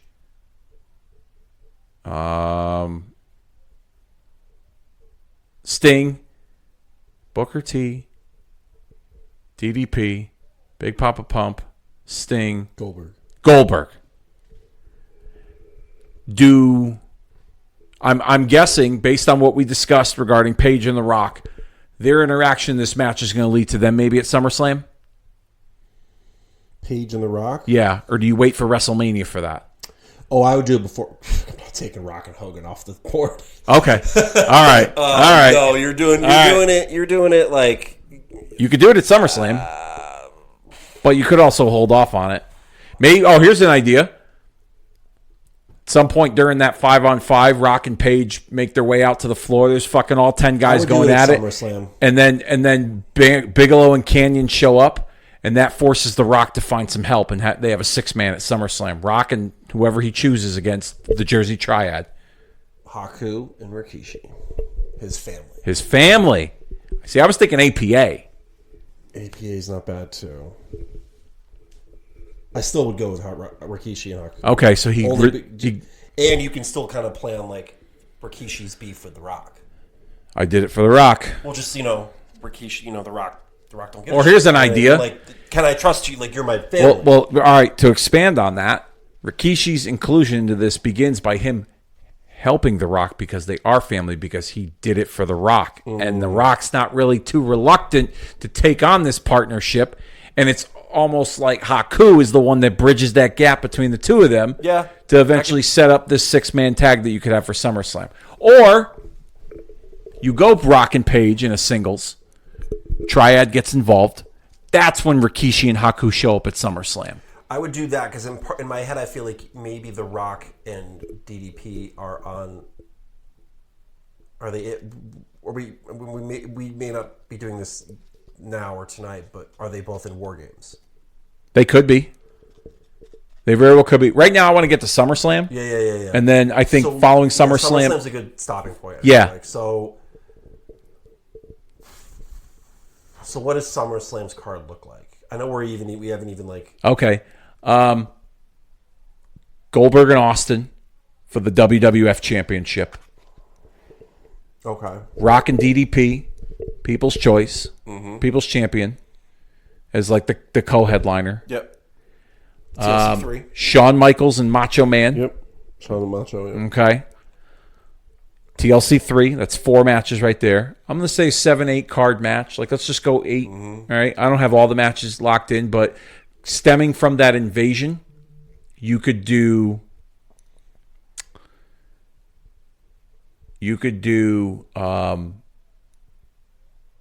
Booker T defending the WCW title against a Kurt Angle, or you could have him defend against maybe the Undertaker.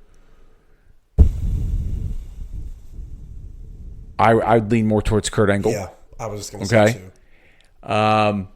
Taker and Kane were pretty much kind of a thing. So I'm wondering if you were to put them up against Steiner and Jarrett. The Steiners? I was thinking the Steiners too. Or you're gonna save Sting, and then you gotta factor in Sting. Where does he fit in? Maybe he doesn't factor in already. This is like that's Sting. Maybe he factors himself into a match somehow, but he's not booked in. He's not booked into a match? Yeah.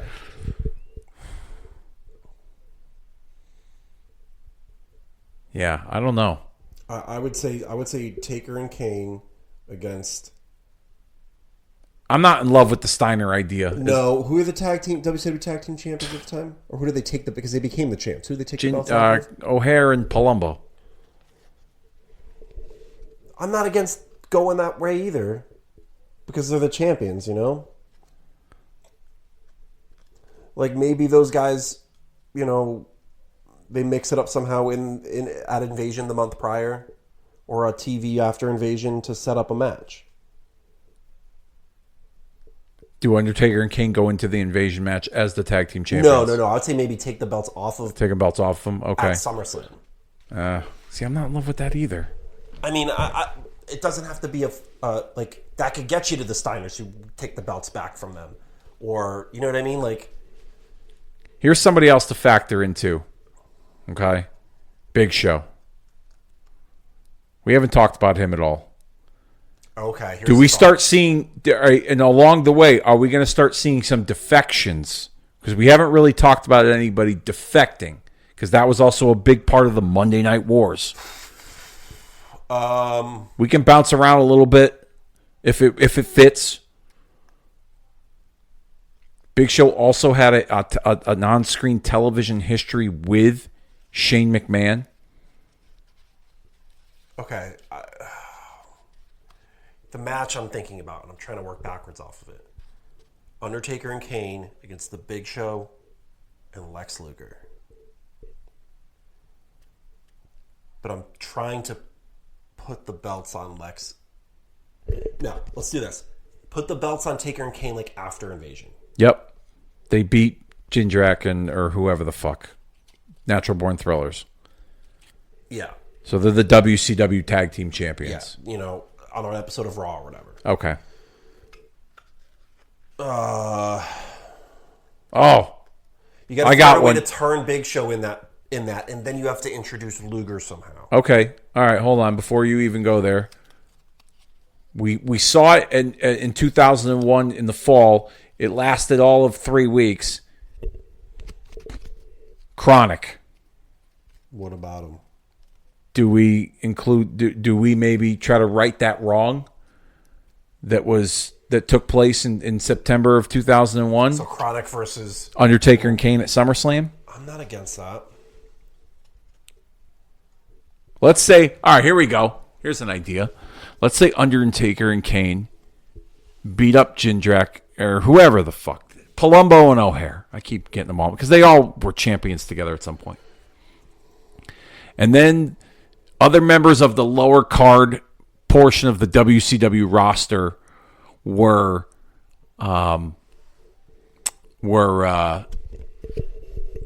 get involved. Mm-hmm. And Undertaker and Kane just start fucking picking them off. Hugh Morris, all them guys in the Natural Born Thrillers. Let's say fucking Filthy Animals, whatever, right? Then Chronic shows up. Takes out Undertaker and Kane. Sets up their match. Could be like a no DQ or SummerSlam? Yeah. Okay. No, I like that. I'm fine with that. Yeah. The two things I'm trying to reconcile in my head is I think Big Show's a ripe guy to be a defector.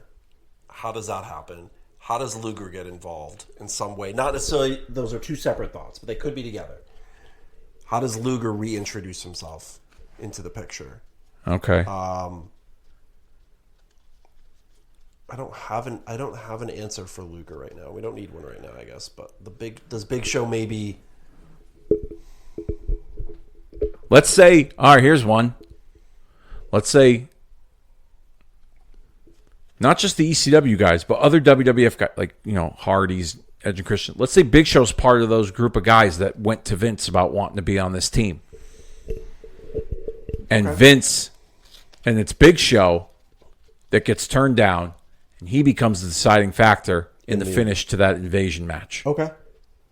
So then, all right, who's going to step up and go after Big Show? Or do you maybe create a slow, probably for the purposes of not trying to mucky things up, maybe that just becomes the thing that just repackages Big Show, if you will. And he has an undercurrent. He has a storyline that where he's just coming out and beating up people every week.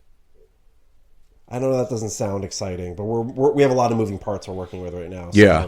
So I'm thinking like he turns, and yeah, the question's going to be like, who's going to be the one who's going to answer the call? Like who's gonna topple this giant? Here we go. But there's weeks and months of Big Show just beating the fuck out of people.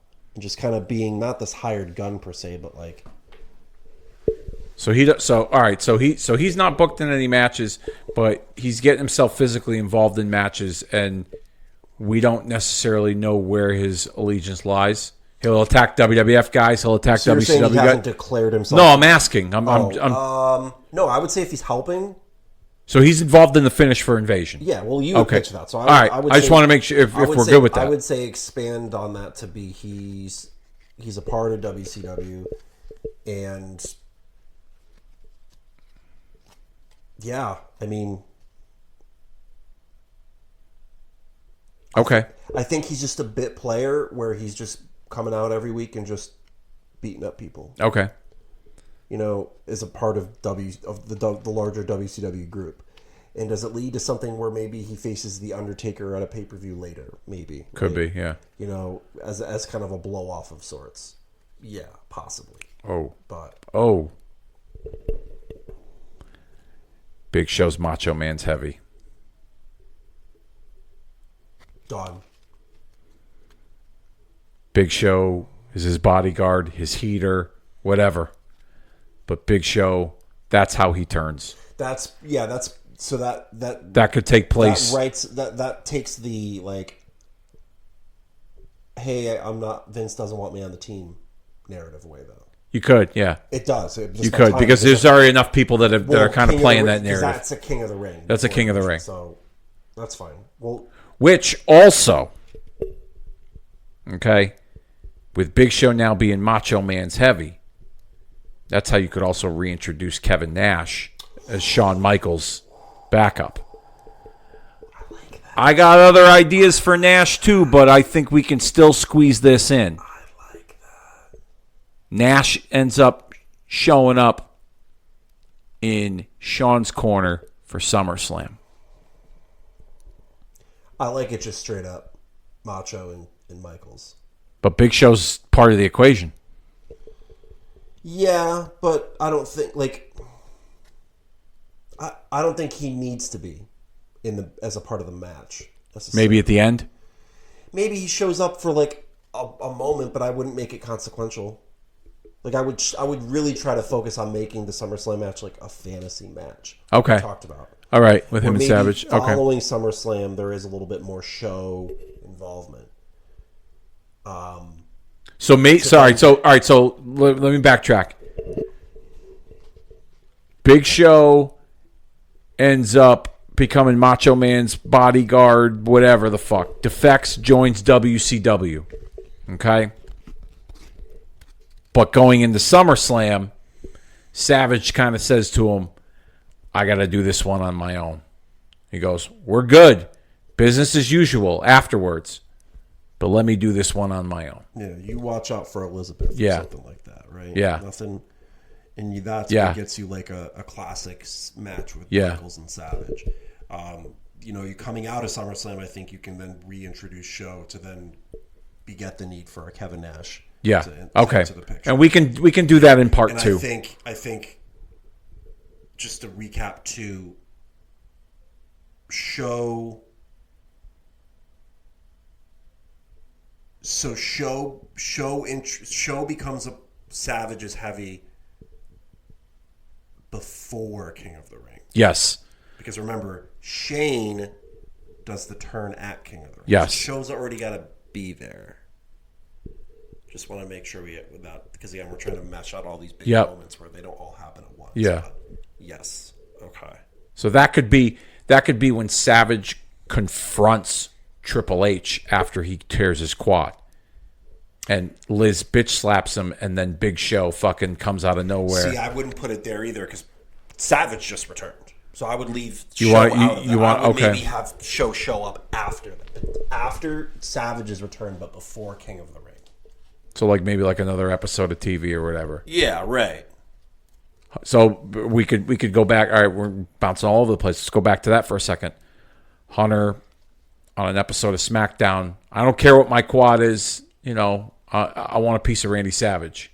Yes, that's a good way to do it. And that actually writes him off. Big Show, Savage comes out, he baits him. Big Show from behind, choke slam. He can't be in his wife's corner now because Show really put the screws to him. Correct. Okay, we've got that nailed down. If anyone's keeping score, listen, because I know we've kind of been all over the place. But that's what rebuilding the invasion is going to do. We might be all over the place, but we're gonna provide you with a lot of meat to chew on the bone.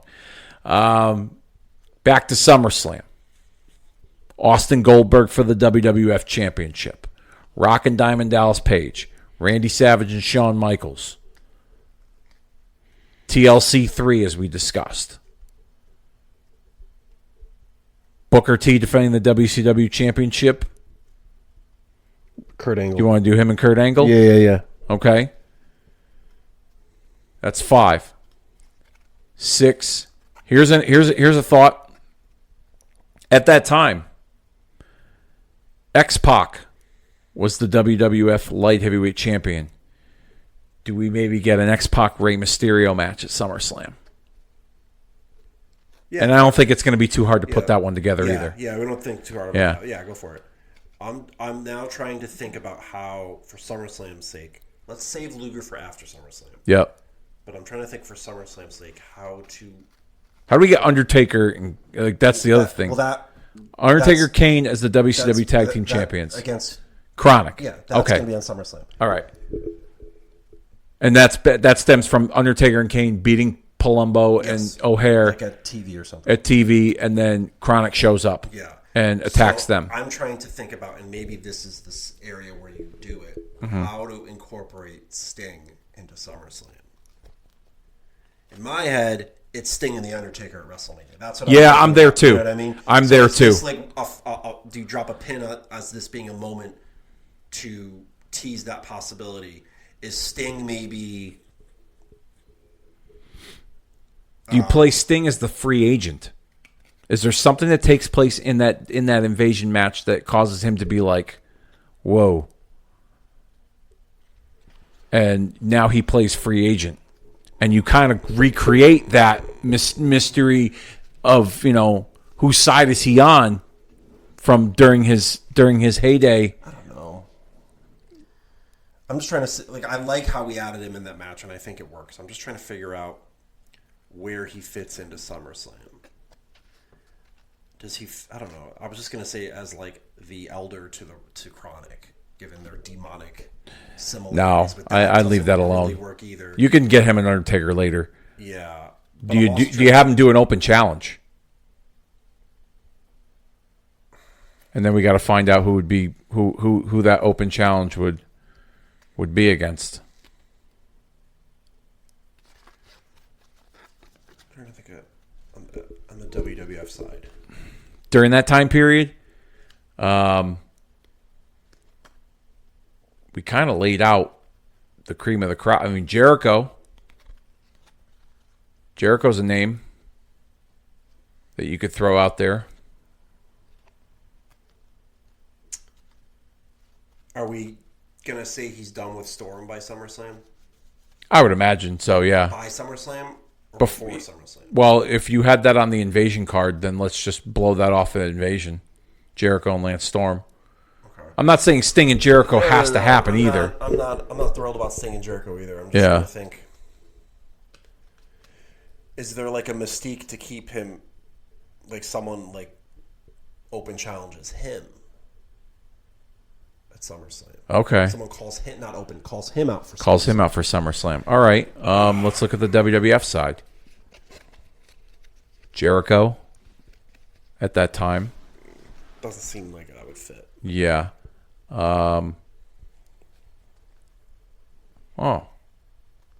Here's one. Rob Van Dam. He, at the time, came in during that ECW invasion. He was under contract with the WWF at the time, but he didn't appear on television until the ECW invasion. What if RVD becomes a free agent signing for the World Wrestling Federation? I don't mind that, but I don't know if you throw him in a match with Sting. I'm thinking of someone who's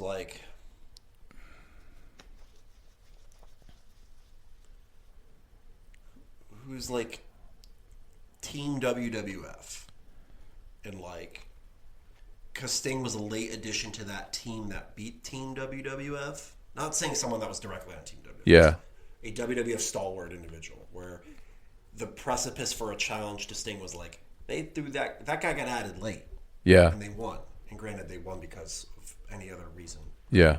Who could that person be? And I don't know if there is a good answer. Oh. Here's an idea. What if they do Sting and Vince McMahon? With the idea that I never worked. Hasn't he already been hunting down The Rock though from Miami? That was to get him on the Invasion team. We're now going into SummerSlam. Okay, yeah.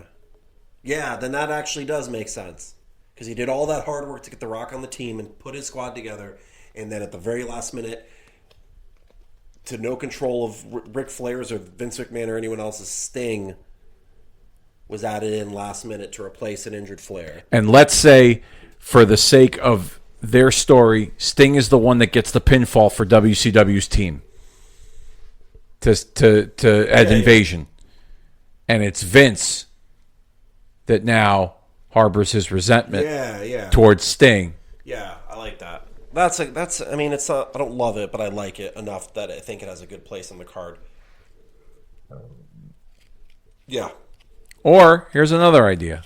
It's not exactly WWF versus WCW, but given the nature of both of their respective, characters, let's say something takes place during that Invasion match between Sting and Scott Steiner, and there's some sort of a dust-up.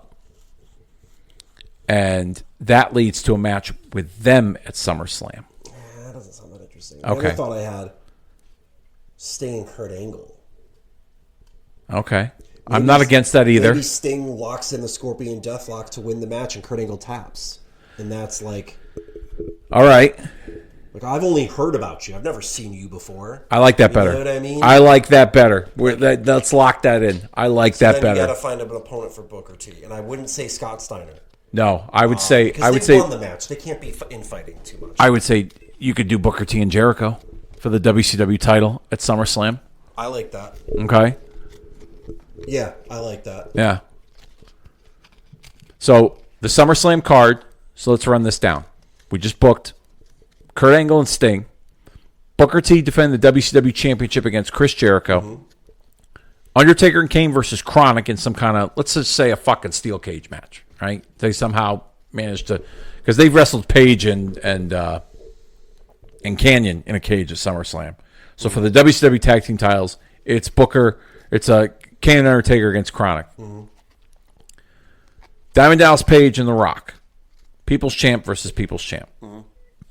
Randy Savage and Shawn Michaels in a dream match. For the Cruiserweight, Light Heavyweight Championship, whatever, you have Rey Mysterio and X-Pac.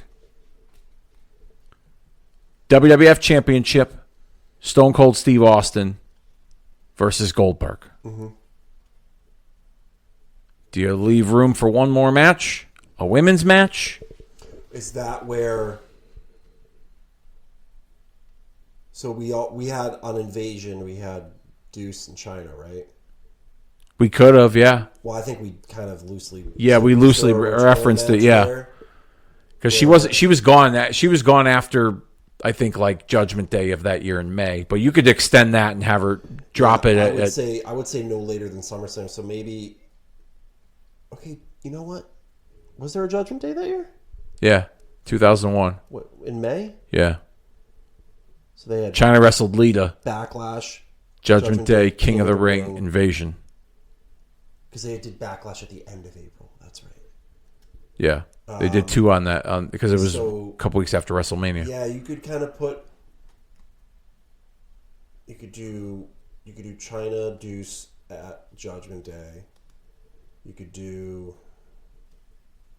part 1, where China wins and she's got the belts, or she steals the belts. Yeah. And then it ends at Invasion. Yeah. Where Deuce wins. That's a lot of WCW winning, though. Maybe it ends at King of the Ring. No, that's too many women matches at King of the Ring.